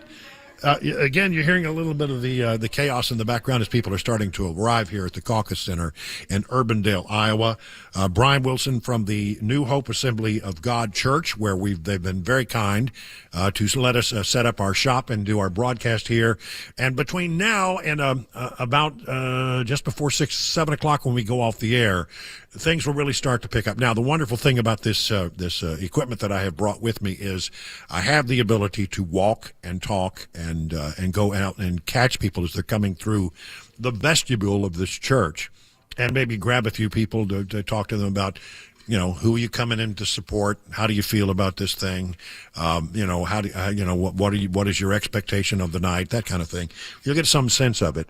And that's all going to be happening. And then again, coming up at the bottom of the hour, you do not want to miss. I think it's going to be a great interview with Mayor Glenn Jacobs, also known as Kane, who is a Trump surrogate, a big supporter of Trump. And in fact, yesterday from Indianola, Trump called him out from the stage.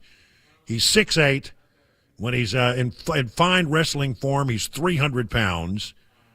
I wouldn't want to mess with the mayor of Knox County.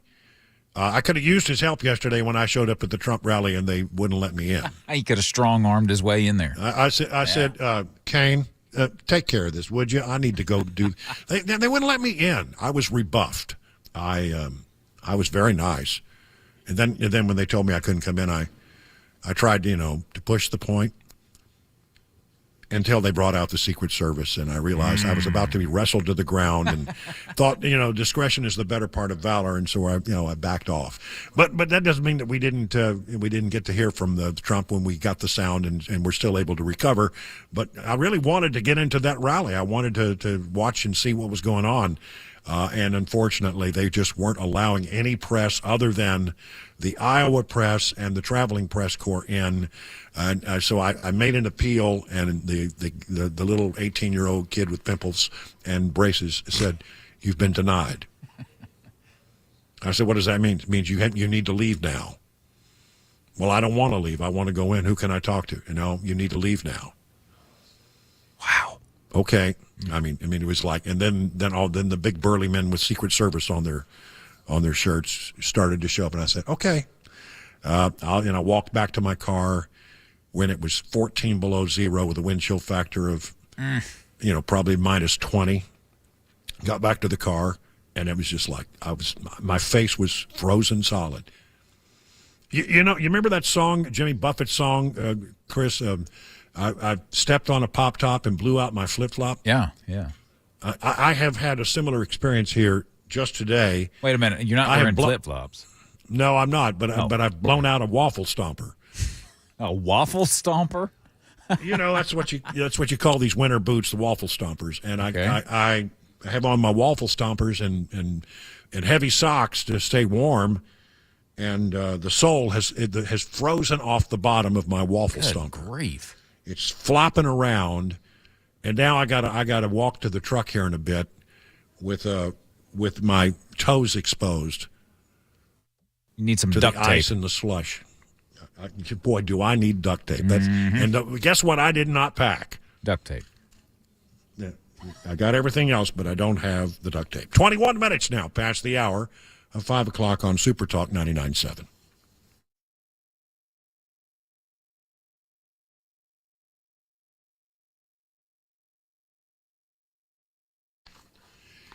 Let's talk about Beacon Capital Management. How are you faring in this rough and tumble market? The experts at Beacon Capital Management understand it could be a little scary, but here's the thing. Beacon Capital Management has a plan to assess where you are, help you make any mid-course corrections that might be needed.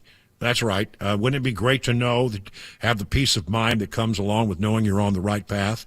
Beacon can provide that reassurance, and it starts with a phone call to this number, 615-488-9303. That's 615-488-9303. Now, the experts at Beacon will take some information. They'll get back to you.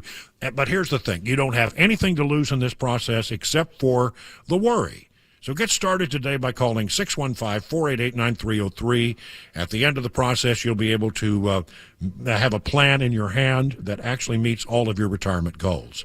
Replace the worry with confidence that you're on the right path. 615-488-9303. The experts at Beacon stand ready to take your stress away. Learn more at askbeaconnow.com.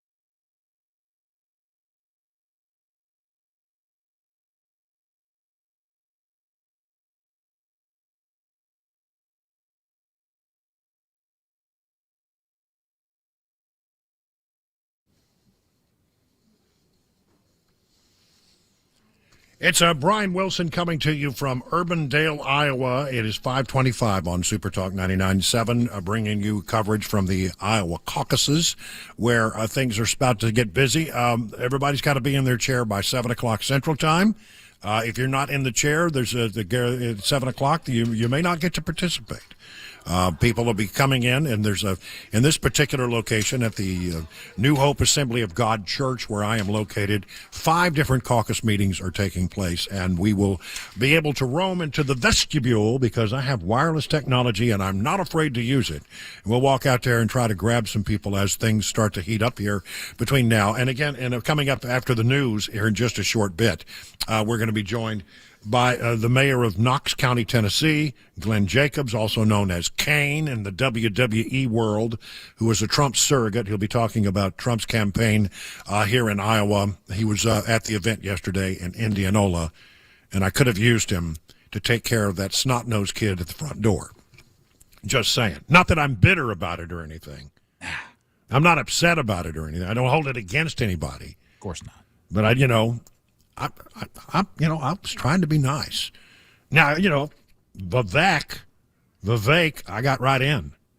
Nikki, well, there's a little trouble, but I was able to sweet talk my way in. I wasn't able to sync up with the DeSantis campaign, but I have a feeling I could have gotten in. But no, not at the Trump thing. From the Wall Street Journal, as Iowa prepares to vote, focuses on who places second to Donald Trump. Campaign that began more than a year ago here is drawing to a close with a busy schedule of candidates' appearances and a flood of TV ads. Boy, that's true. You can't watch TV without seeing ad after ad after ad. The evening caucus meetings will give the first signal in balloting as to whether the party has rejected appeals to turn to new leadership or has remained committed to Trump, as nearly all the polls have indicated. An Iowa poll released over the weekend, the most closely watched survey in the state, from the Des Moines Register, showed the former president with support from 48% of those likely to attend the caucus. Nikki Haley, the former South Carolina governor and United Nations ambassador, had 20% support, well behind Trump, but enough to overtake Florida Governor Ron DeSantis, who was placed second in the poll in December, but now draws about 16% support.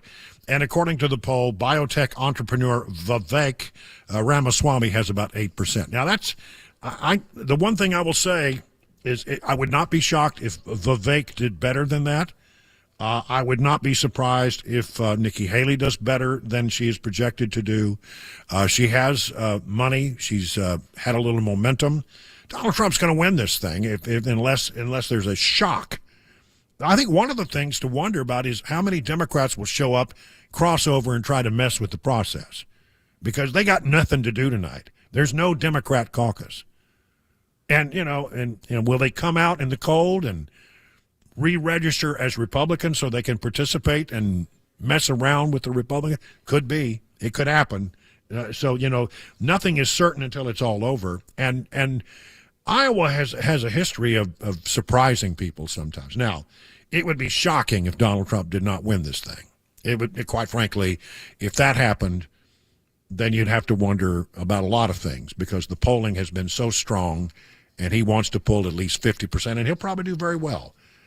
But the question, I think, for many people is what happens to the number two if somebody makes not a Donald Trump kind of, but makes a decent showing here, and that person, if that person happened to be Nikki Haley, who then goes to New Hampshire where she is not that far behind Donald Trump. She spent a lot of money there, and she's been surging, and she probably picked up Chris Christie's support when he got out. Is somebody else going to get out? We don't know, but you have to ask yourself after Iowa, if you've put all this money, millions of dollars, and you walk away with 8 or in some cases 10 or 15% of the vote, is there really a pathway for you to go forward? And I think that what happens after Iowa is the field often gets winnowed, and we may get down to a point where there are just 2 candidates, and you have Trump, and then everybody else has been splintering the vote. But could that change? That's the storyline that I'm most interested in as we get closer and closer to caucus time. Coming up after the news, we'll talk to Mayor Glenn Jacobs, also known in the WWE world as Kane. You're listening to the Drive from Urbandale, Iowa, on Super Talk 99.7.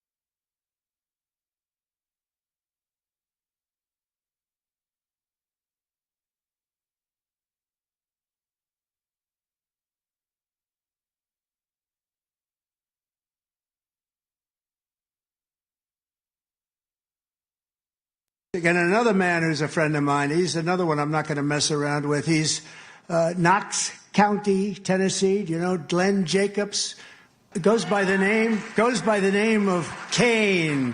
Kane. Where is Kane? Look at the size of this guy. Man, oh man. He's all That's right. man.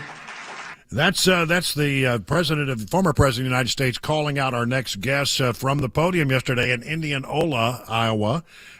Mayor Glenn Jacobs, the mayor of Knox County, Tennessee, joins us now. He is also, yes, known as Kane in the WWE world, half brother to The Undertaker, I'm told. And he joins us now on the phone to talk about the Trump campaign and why he is supporting Donald Trump.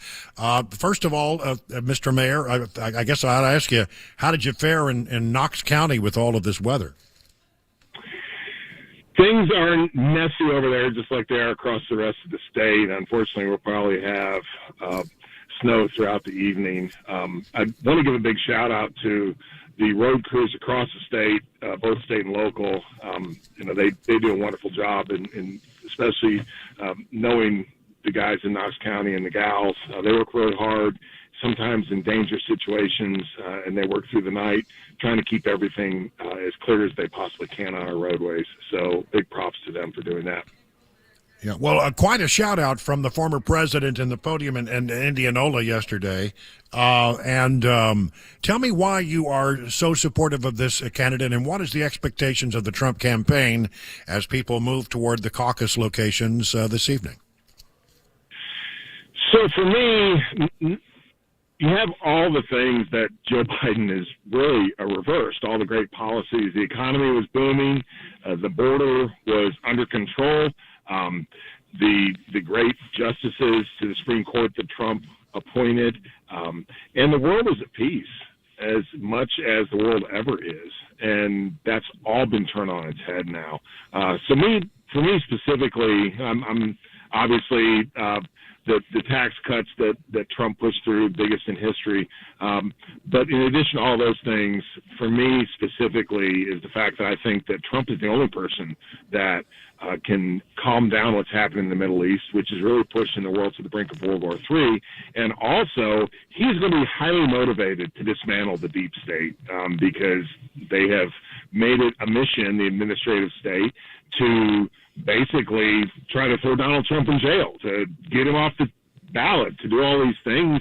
And I think no matter who you are, no matter who you support, no matter where you are on the political spectrum, it should be very alarming that government bureaucrats and politicians as well would take these kind of steps to really to persecute someone. And if they're going to do that to a former president of the United States, what can they and what will they do to me and you? And I think that with Donald Trump's motivation, that there is no doubt that the deep state's in trouble when he gets back in office. And then for tonight, Brian, I'm actually at a polling station right now, or at a caucus station right now, and the parking lot's already full, and it's not for another hour or so before the whole event starts. So I think the turnout's going to be tremendous, and I think that Donald Trump is going to enjoy an overwhelming victory this evening.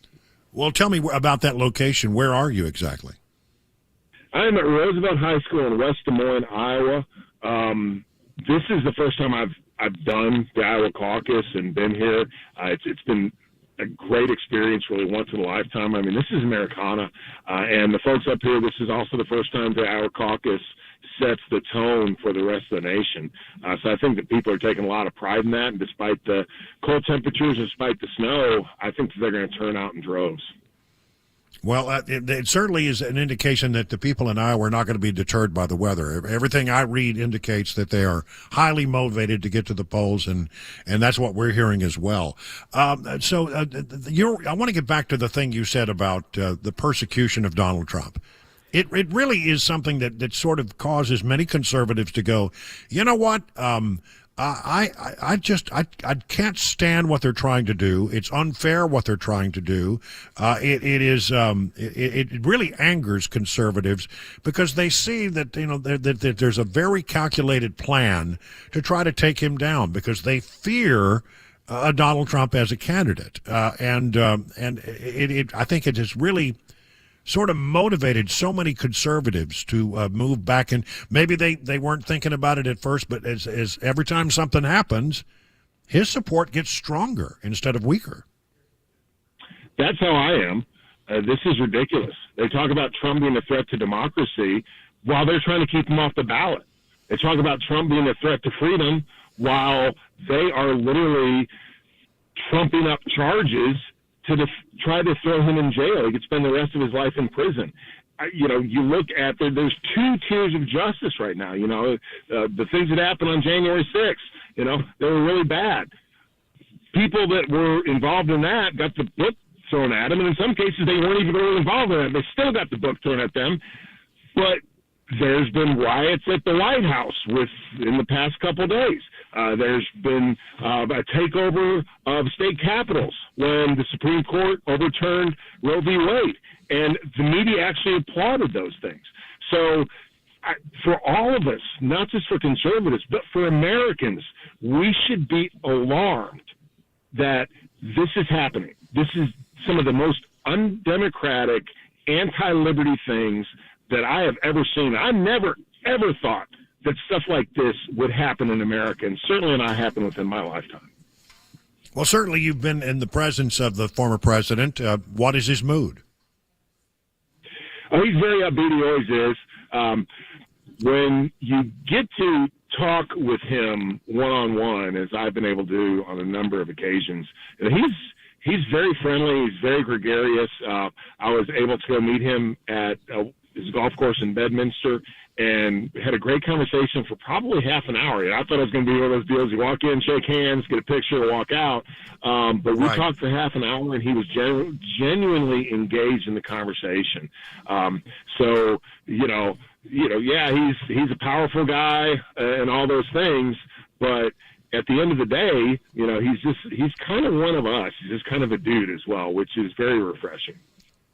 Yeah, and he's up for the fight. You feel like he's because everything I see, I mean, it amazes me. He does a town hall. The next day he's in court. The next day he's in Iowa. I mean, he just goes like the Energizer Bunny here. Yeah, his energy is amazing, and he's very upbeat. He lives for the fight, frankly. We all know that. And this is a big fight, and I think he is absolutely in his element. And he's just super upbeat, and he's ready to go, and he's ready to become the next president of the United States. I can tell you that. Well, and look at the other side of the equation and compare and contrast Donald Trump at his age compared to Joe Biden at his. It's like there's no comparison whatsoever. The energy levels, the amount of intellectual heft that each of them carry, it's drastically different. And you look at this guy who's our current president of the United States, and you wonder how he finds his way to the bathroom at night. Well, he has people that help him with that, Brian. But nevertheless, this is going to be when Trump secures the Republican nomination. The general election is going to be very entertaining. Because they're not going to be able to hide like they did last time in 2020. Okay, and Biden's actually going to have to go out and campaign. He's going to have to debate Trump, and it's going to be painful to watch. And I say entertaining. It's going to be like a slow motion train wreck. And this is the guy making vitally important decisions for our country. This is the guy that we're counting on to keep us out of a world war. And as you said, I agree with you. I don't know if he can actually find his way to the bathroom most days. Well, and I've been a long time saying I would be shocked if ultimately it continues to deteriorate the way it seems to be deteriorating, that he's the actual nominee. And I've heard that Trump has said the same thing. He says, I wouldn't be surprised if Joe Biden is not the nominee. We're preparing for the possibility. What do you think that's going to all turn out to be? What's your sense of it? At this point, I think it's too late, and unless something happens, and certainly not wishing that and don't want that to be the case. But I just think it's too late. You have to find another candidate, build an organization, do all of those things, and that's just not possible to do, in my opinion, in 10 months. I guess a little less than 10 months now. So whether the Democrats like it or not, I think they're stuck with Joe Biden unless something really challenging and really significantly changes. One last thing. I heard Nikki Haley make the point, and there's a new poll out that shows, the CBS poll, which shows things that have been shown in the past, that if it's Donald Trump versus Joe Biden, right now Donald Trump wins by a point or two. Sometimes it's a little more than that. But if Nikki Haley were the nominee, she would win by, according to the CBS poll, as many as 8 points. What do you read into that, and is that of concern to the Trump organization? Well, we've seen that talking point throughout the campaign, and obviously it depends on what poll you look at. I've seen other polls that showed that Trump is the person that would beat Biden by the most. And in fact, Haley and DeSantis would not beat Biden. So in my opinion as well, we all know that polls have become very problematic. No one thought that Donald Trump, according to the polls, was going to win in 2016, right? So I really, at this point, I really don't put a whole lot of gravity to that. From what I've seen here with the enthusiasm for Donald Trump, no one matches that. No one in the Republican primary matches that, and certainly Joe Biden and his voters are not going to be able to match that. All right. Well, Mayor, go ahead. Nope. Anyway, I think tonight's going to be a huge win for Donald Trump, and move on to be a Republican nominee, and then he'll be the next president of the United States. That's my prediction. All right. Well, Mayor Glenn Jacobs of Knox County, thank you so much for joining us. It's a great pleasure to have you on the program. I hope that we can ask you to come back sometime. Absolutely, Brian. And are you up here as well? I'm in Urbandale right now. Yes. Yeah. Well, enjoy yourself, but stay warm. It's cold out there. Yeah, I'm doing the very best that I can. Thank you, Mayor. We appreciate you so much joining us here on Super Talk 99.7. It is now 5:50 on Super Talk 99.7.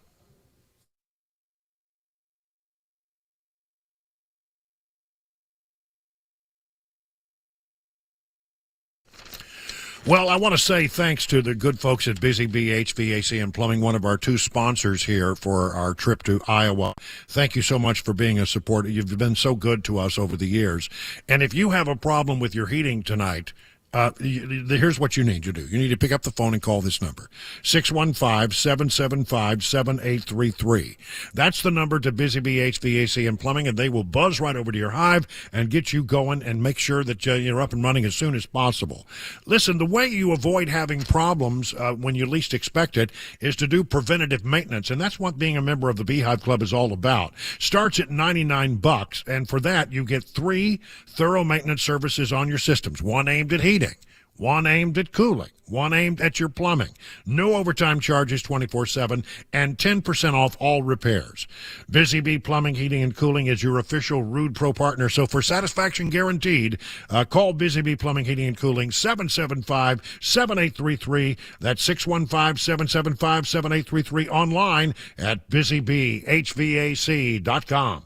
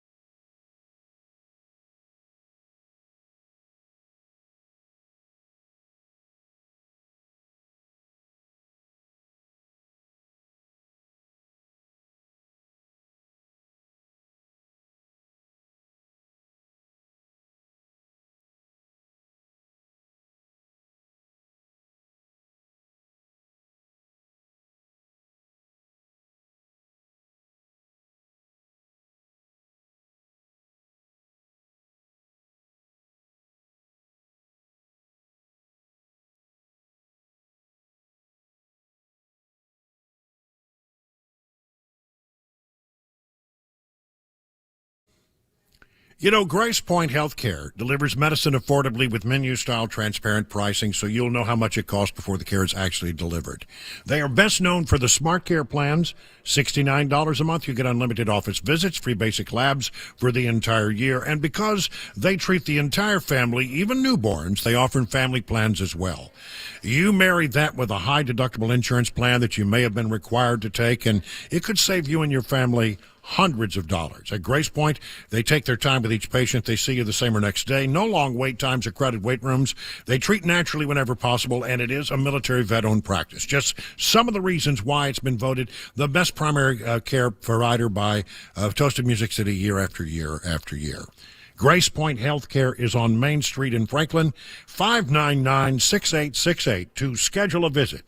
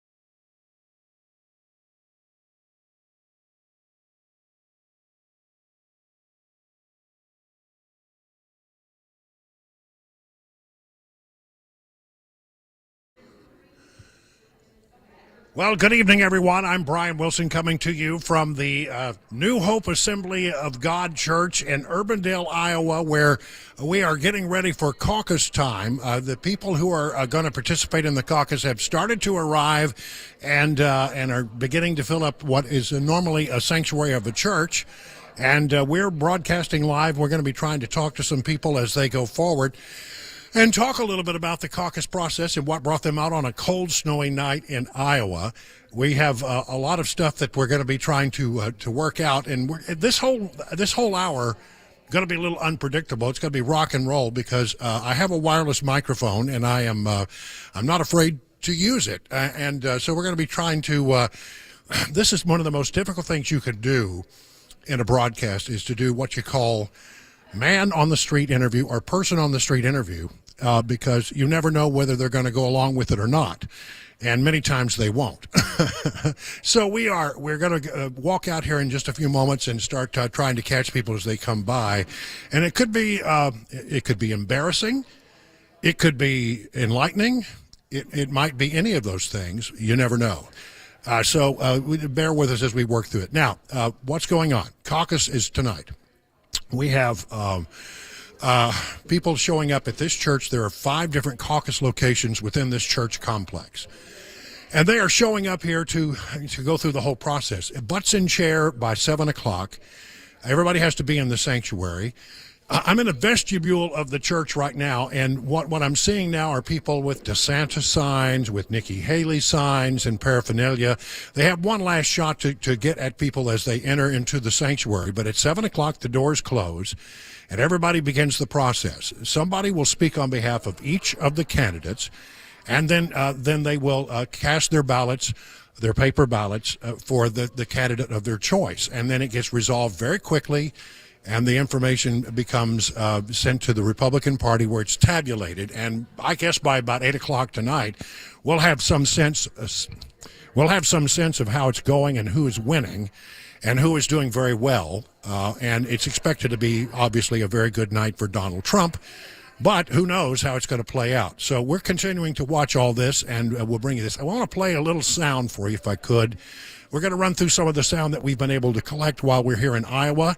The first cut I want to go to is that of Vivek Ramaswamy yesterday morning.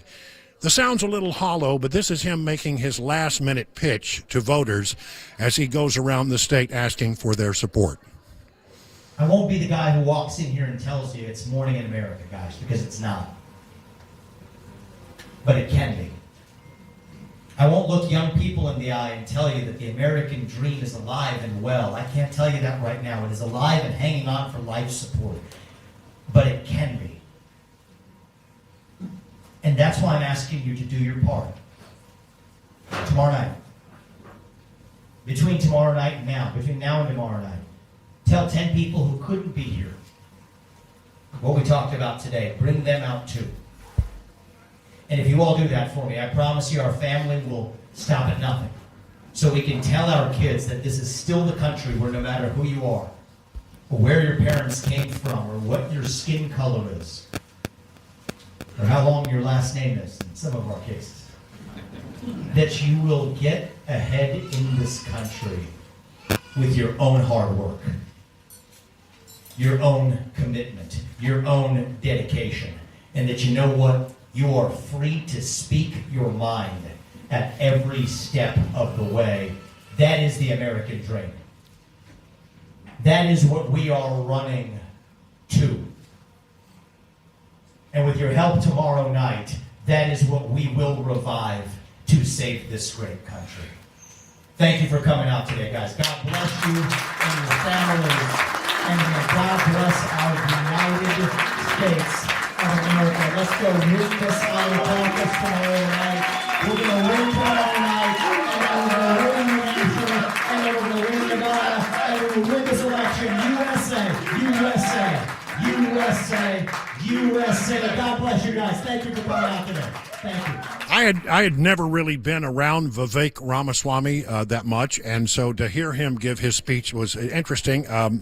He's a very powerful communicator. In fact, maybe one of the best communicators that's out there right now.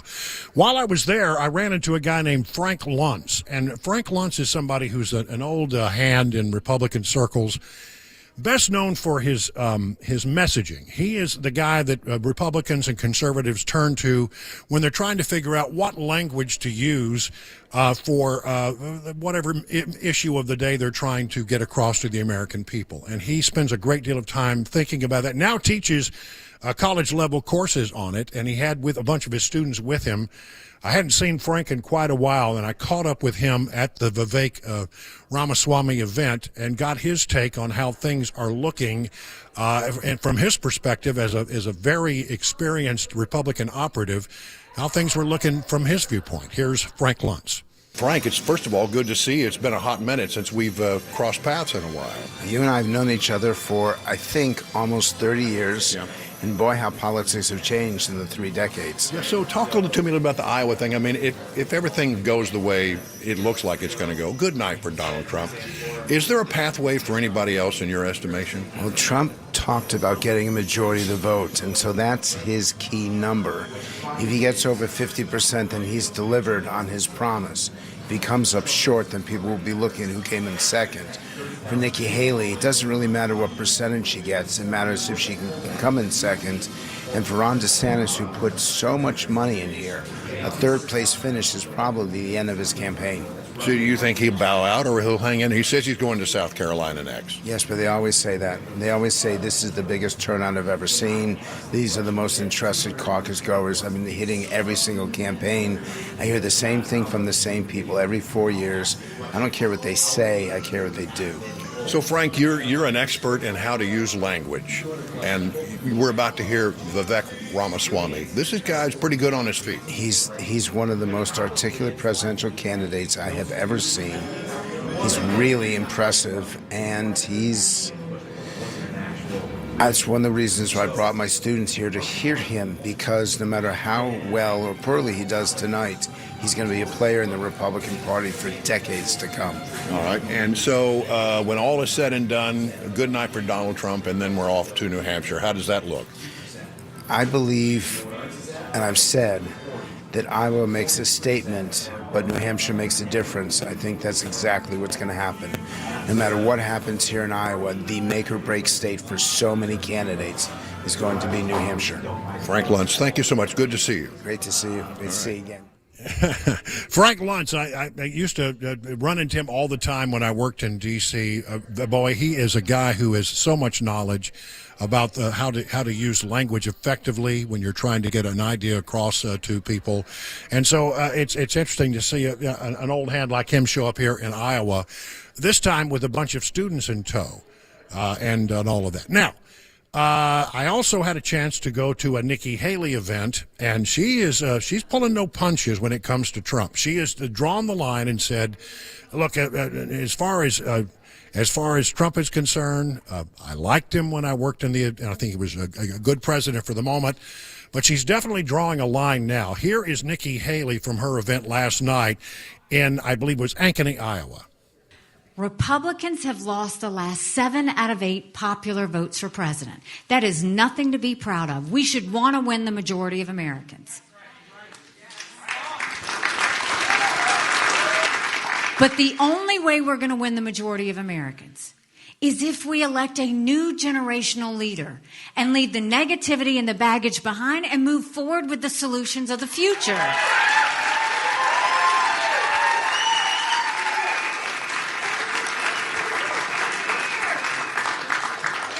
Now, I'll tell you another hard truth. I think President Trump was the right president at the right time. I agree with a lot of his policies. But rightly or wrongly, chaos follows him. You know I'm right. Chaos follows him. And we can't be a country in disarray and have a world on fire and go through 4 more years of chaos. You don't fix Democrat chaos with Republican chaos.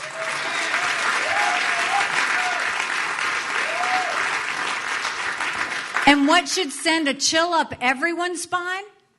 A President Kamala Harris. That's why November matters. Because if you look at any of these polls, head to head against Biden, Ron doesn't defeat Biden.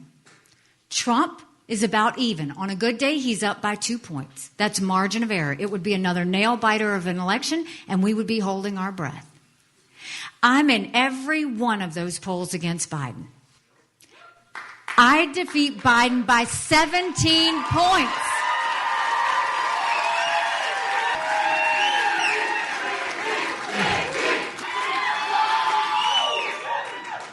Do you know what that means? That's bigger than the presidency.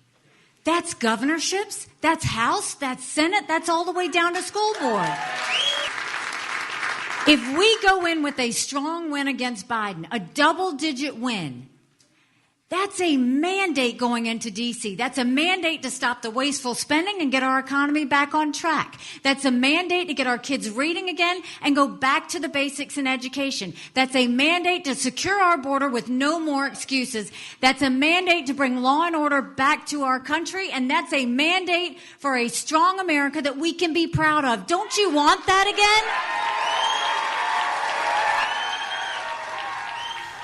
So there is Nikki Haley giving her last-minute pitch to folks last night. Look, Nikki Haley is probably poised to come in second place here in Iowa tonight if the polls are correct. But the thing is, we don't really know if the polls are correct. This is that time where we have heard from, the politicians and the pundits and the pollsters, but we haven't yet heard from the people. Another factor that could really make a difference here in tonight's caucus process is Democrats who have nothing to do. There is no Democrat caucus. That got canceled. And so they're sitting around with not much to do. And the question is, where will they show up? Will they show up, register as Republicans, and try to create a little mayhem? Might happen. They're certainly on the watch out for it, but it's hard to know if Democrats are coming sincerely to switch their party affiliation so they can play in this caucus and maybe mess around with Republicans a little bit, or whether they're sincere about it. Those are the kinds of things you just can't possibly know. Coming up in just a moment, we'll also hear from Donald Trump, his big speech yesterday in Indianola. That's coming up right now. It's time to go to commercial break at 6:20 on Super Talk 99.7 WTN.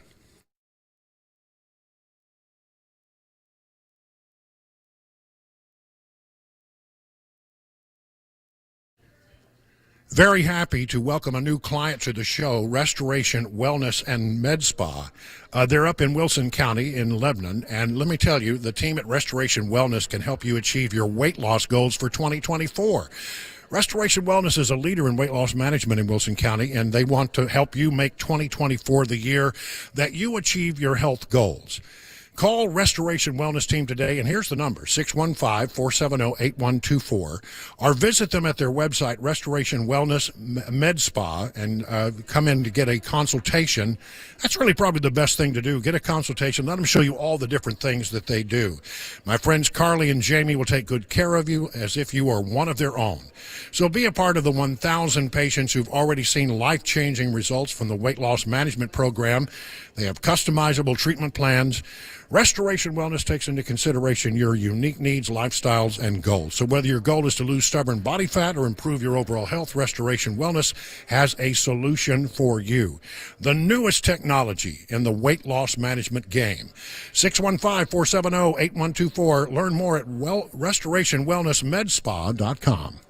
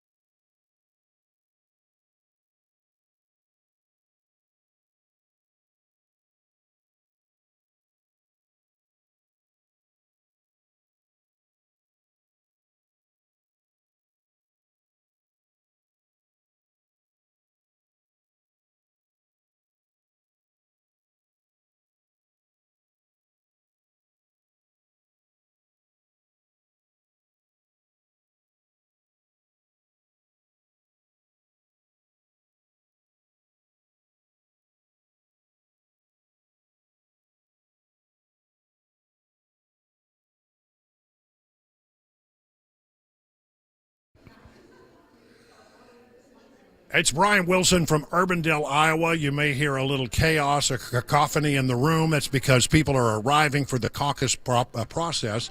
You have to come in, you have to check in, you have to have your butt in the chair by 7 o'clock when this whole thing starts out. And people are coming in.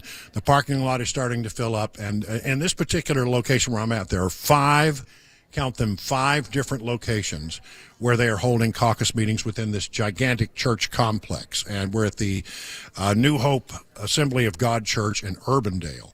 And it's really quite something to watch. Hey, Pastor, how are you? Thank you. I'm Brian Wilson.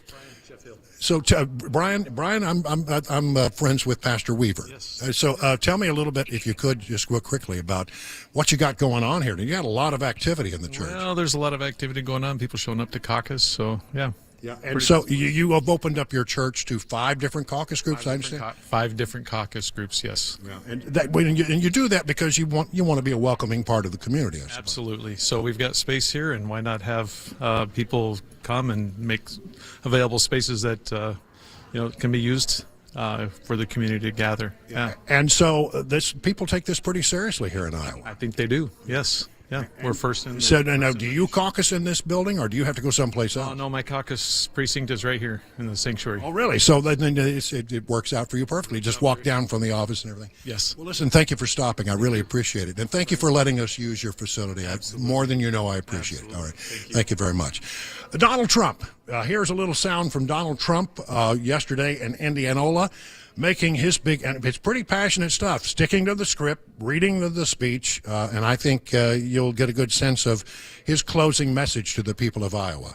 From Fort Dodge to Cedar Rapids, from Sioux City to Waterloo, and from Davenport to Des Moines to right here in Indianola, we stand on the shoulders of generations of Iowa patriots who tamed the wilderness, braved the elements, tilled the soil, worked the fields, built the factories, and poured out their sweat, blood, tears to make this country the greatest nation in the history of the world. That's what happened. But now we are a nation in decline. We are a failing nation. We are a nation that has lost its confidence, its willpower, and its strength. We are a nation that has lost its way. But we are not going to allow this horror to continue. 3 years ago, we were a great nation, and we will soon be a great nation again. It was hardworking patriots like you who built this country, and it is hardworking patriots like you who are going to save our country. We will fight for America like no one has ever fought before. 2024 is our final battle. With you at my side, we will demolish the deep state. We will expel the warmongers, get them out of our government. We will drive out the globalists. We will cast out the communists, Marxists, and fascists. We will throw off the sick political class that truly hates our country. We will rout the fake news media, and we will evict crooked Joe Biden from the White House on November 5th, 2024. The great silent majority is rising like never before, and under our leadership, the forgotten man and woman will be forgotten no longer. You will be forgotten no longer. You weren't forgotten during 4 years of President Trump. We will love our country. We will take care of our country. We will pray to God for our strength and for our liberty. We will pray for God, and we will be with God, because we are one movement, one people, one family, and one glorious nation under God. And together we will make America powerful again. We will make America wealthy again. We will make America strong again. We will make America proud again. We will make America safe again. And we will make America great again. Thank you very much, Iowa. Thank you. Thank you very much. A very powerful close. You know, Trump is great when he sticks to the teleprompter. I think when his messaging sort of falls apart is when he starts diverting, and he does a lot. But when he knows how to close the thing out, and he's been a lot more disciplined this round than I think he was when he ran for president the first time, understanding that a lot of time is spent in crafting these messages, and when you have a message that's powerful, you need to stick to the script. And so, my hope for that campaign is that they continue to sort of be more disciplined about their messaging. Because it's when he gets off script that it seems that he says things that on occasion will irritate some voters. And, the process of getting elected is you don't want to irritate a lot of people if you can avoid it. You don't just unnecessarily do that. So I think he was great when he was in the teleprompter. In my personal opinion, not that great when he decided to divert from the text that had been written for him. So, again, you want Trump to be Trump. But he's so strong when he delivers messages like that at the end. So that's what I'm hoping we see more of as this campaign gets underway. It is now 6:30. Time for the news on Super Talk 99.7 WTN.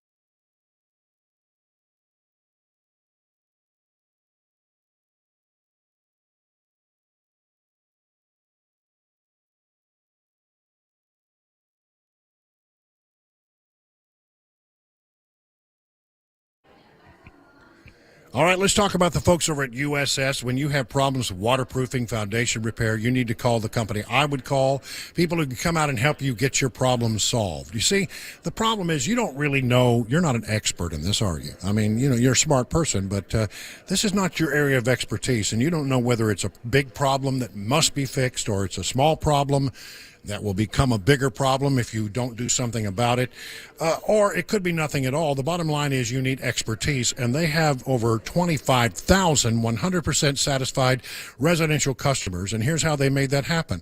They come out to your house, they do an assessment of exactly what's going on, they give you their best advice as to how to fix it, and if you decide to go forward, you don't pay a penny until the job is done and you are completely satisfied. That's right, USS doing their very best. They guarantee their best. Call USS, serving Middle Tennessee, Southern Kentucky, Western Kentucky, Northern Alabama, online at ussstn.com, or call this number, 615-488-7855.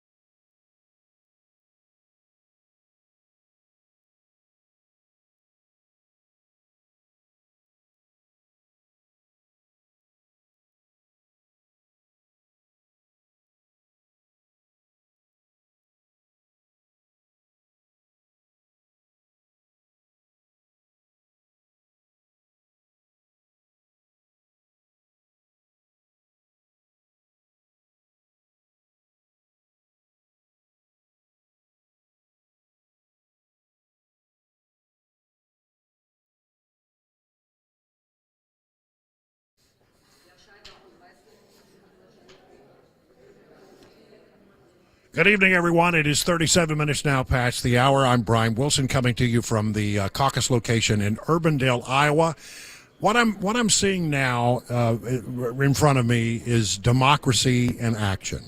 This is the beginning of our election process. After having heard from the politicians and the pollsters and the pundits, now it is a time for the first time to hear people give their opinion and to cast their ballots in this rather unusual system that we call a caucus. Gathering from all over the state of Iowa, people are showing up in places like this church, gymnasiums, some firehouses, just any place where you can get a group of people together. They come here, they register, they get inside the caucus area, and they get ready to hear from people who will speak on behalf of each of the candidates and cast their ballot. And the difference between a caucus and a primary is primary, you got all day to vote, or you can vote early, or you can vote absentee. You can vote for weeks. But in a caucus, you have to get up and go down to your caucus location. You have to get the right one. You have to have your ID. You got to come in. You got to check in. You got to get in the room, and you got to begin the process. And so that means that you have to be very dedicated, especially in a time and a place where the temperatures are, cold. Right now, I would say it's probably right around 0 here I'm sorry. Daddy's getting tired. He's running out of juice. It's in Urbandale where people are gathering. They're gathering in Des Moines. They're gathering in Ames. They're gathering in Davenport. And this whole thing will largely be over by about 8:30 tonight, because the process happens very quickly. You tally whatever happens in the room. It gets shipped in and tallied, and we get the results very quickly. And we'll know exactly how this all came out. The storylines that are emerging are really about who's going to come in second. I mean, it's pretty clear that unless there is some huge shock tonight that we're not expecting, Donald Trump will win Iowa pretty handily. He wants to win with 50% of the vote. In the last Des Moines Register poll, he was at 48%. Nikki Haley was at about 20. I think Ron DeSantis at 16. Vivek Ramaswamy somewhere around 6 or 8. So that's the way it's going now. Are the polls correct? And will the Democrats somehow mess around with this whole process? It's hard to know exactly how it's all going to all play out. But the expectation is good night for Donald Trump. But then the storyline is often, what happens the day after the Iowa caucuses. Do the candidates decide that they're going to stay in the race? If you're somebody like a Ron DeSantis, who never really caught fire in a huge way here in Iowa, do you stay in the race? He says he's going not to New Hampshire but to South Carolina. In New Hampshire, Nikki Haley doing pretty strong. She's behind Donald Trump, but not by much, depending on which poll you look at, and she could emerge as with a good, pretty decent second place showing in Iowa. She could then go to New Hampshire, where it's entirely possible, although we're not sure how it's all going to play out, that she could win. And so, does she go to New Hampshire strengthened by a number 2? So it's not always who wins, but who comes in second. And do they still have enough life to keep their campaigns going? And then if somebody really does miserably bad in Iowa after spending a ton of money, do they stay in the race? Do they, sit down and have that talk and say, well, hold on a minute. Is it possible that we have a pathway here? What is the pathway? Chris Christie already decided he didn't have a pathway. Will there be others after Iowa who decide they don't have a pathway? And then what would happen to their support? Where would it go? If you had Donald Trump as the candidate that a lot of people are supporting and like, but then you have no other candidate save maybe one, and that person ends up picking up all the other support that didn't go to Donald Trump, well, then it's a much more competitive race. Now, Donald Trump is doing very well in the polls. Donald Trump, I don't want to mislead anybody and tell you that I know something the rest of the world doesn't. He's doing very well. But it's so early in the process. And if you winnow the field down to 2 candidates, then it becomes a more competitive race. And it'll be, many people are wondering if it comes down to Donald Trump versus Nikki Haley.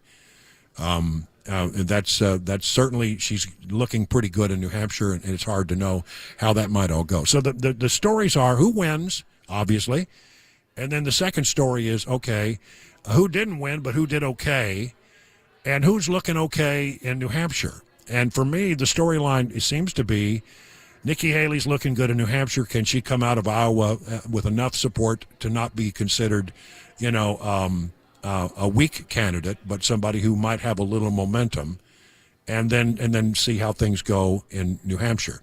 Donald Trump's leading in New Hampshire, but the polls indicate, depending on which poll you look at, that Nikki Haley's not far behind. She got a lot of money, spent a lot of money in New Hampshire. So those are the storylines that we are watching tonight as we wrap up our show and wait for the caucuses to begin. Again, people in their coats and their mittens and their little hats are parking their cars, shuffling across the snow in the parking lots into the checkout line, beginning the process of checking in.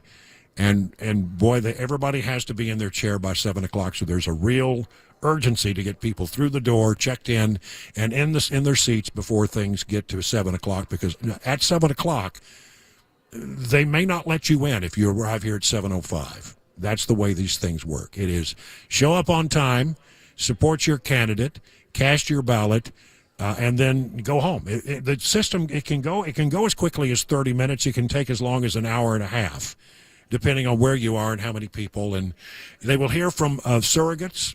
Sometimes the candidates themselves will show up. And I was in a church in 2016 when Marco Rubio just walked in the door. And it was a big turnout, and he walked in the door and made his own pitch on his own behalf, won the room. He didn't win the Iowa caucus, but he won the room. And it was because he showed up in some of those places at the last minute. So we may actually have something like that happen here tonight, where you have 5 different caucuses going on. Candidate could come here and hit 5 different caucuses, have 5 big wins in a very active area politically, and a populous area like Urbandale, just outside of Des Moines. There's also, big things going on inside Des Moines. So this is where it's all down to it. And at the end of the day, we will know what the story is going forward, and the attention then turns almost immediately to New Hampshire. So tomorrow morning, as I finish up my show, I will be headed to get in the car and headed back to Nashville, and we'll be able to hopefully from the road do some broadcasting that will sort of focus on, okay, well, here's the outcome. What does it mean? And I hope to be able to broadcast from the road while I'm driving down the highway. At the very least, I can get on the phone and talk to people. So we're looking forward to that tomorrow as we wait to see what happens here tonight. But it's exciting to watch what I'm now seeing as camera crews are here. They're talking to people as they come. I see a line, 80 people deep waiting to check in. Sadly, I would go over and talk to them, but they're just a little bit out of the range of my wireless microphone, and I can't quite reach them. But it is happening. It is happening now. People are getting involved, and this is the first step in the 2024 campaign. This is where it all starts. And then how long will it take for someone to clinch the nomination? By many expectations, it could go probably.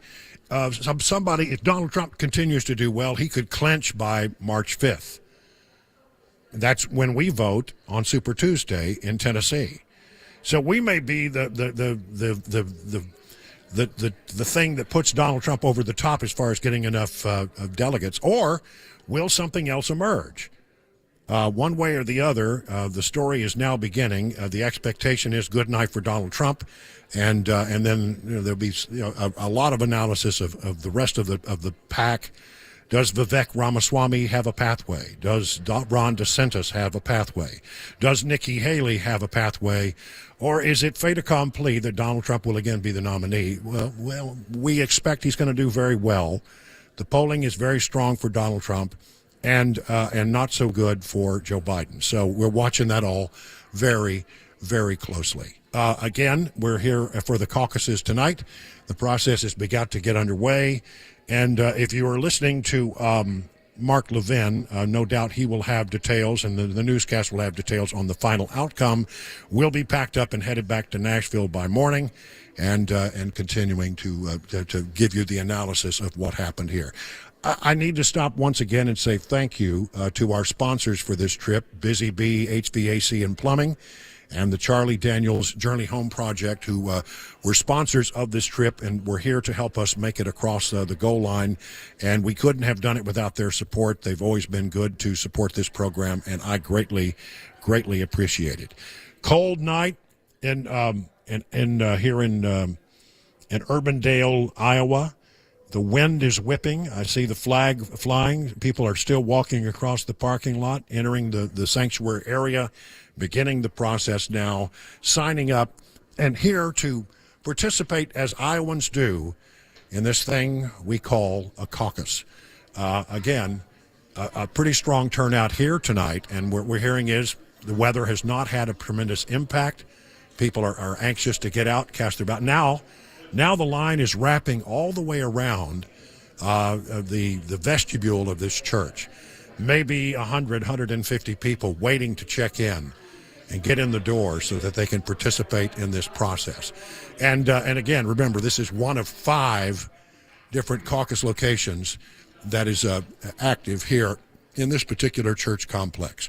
Our thanks again to the folks at the New Hope Assembly of God for allowing us to hang out here and to get things going. You're listening to Super Talk 99.7 WTN.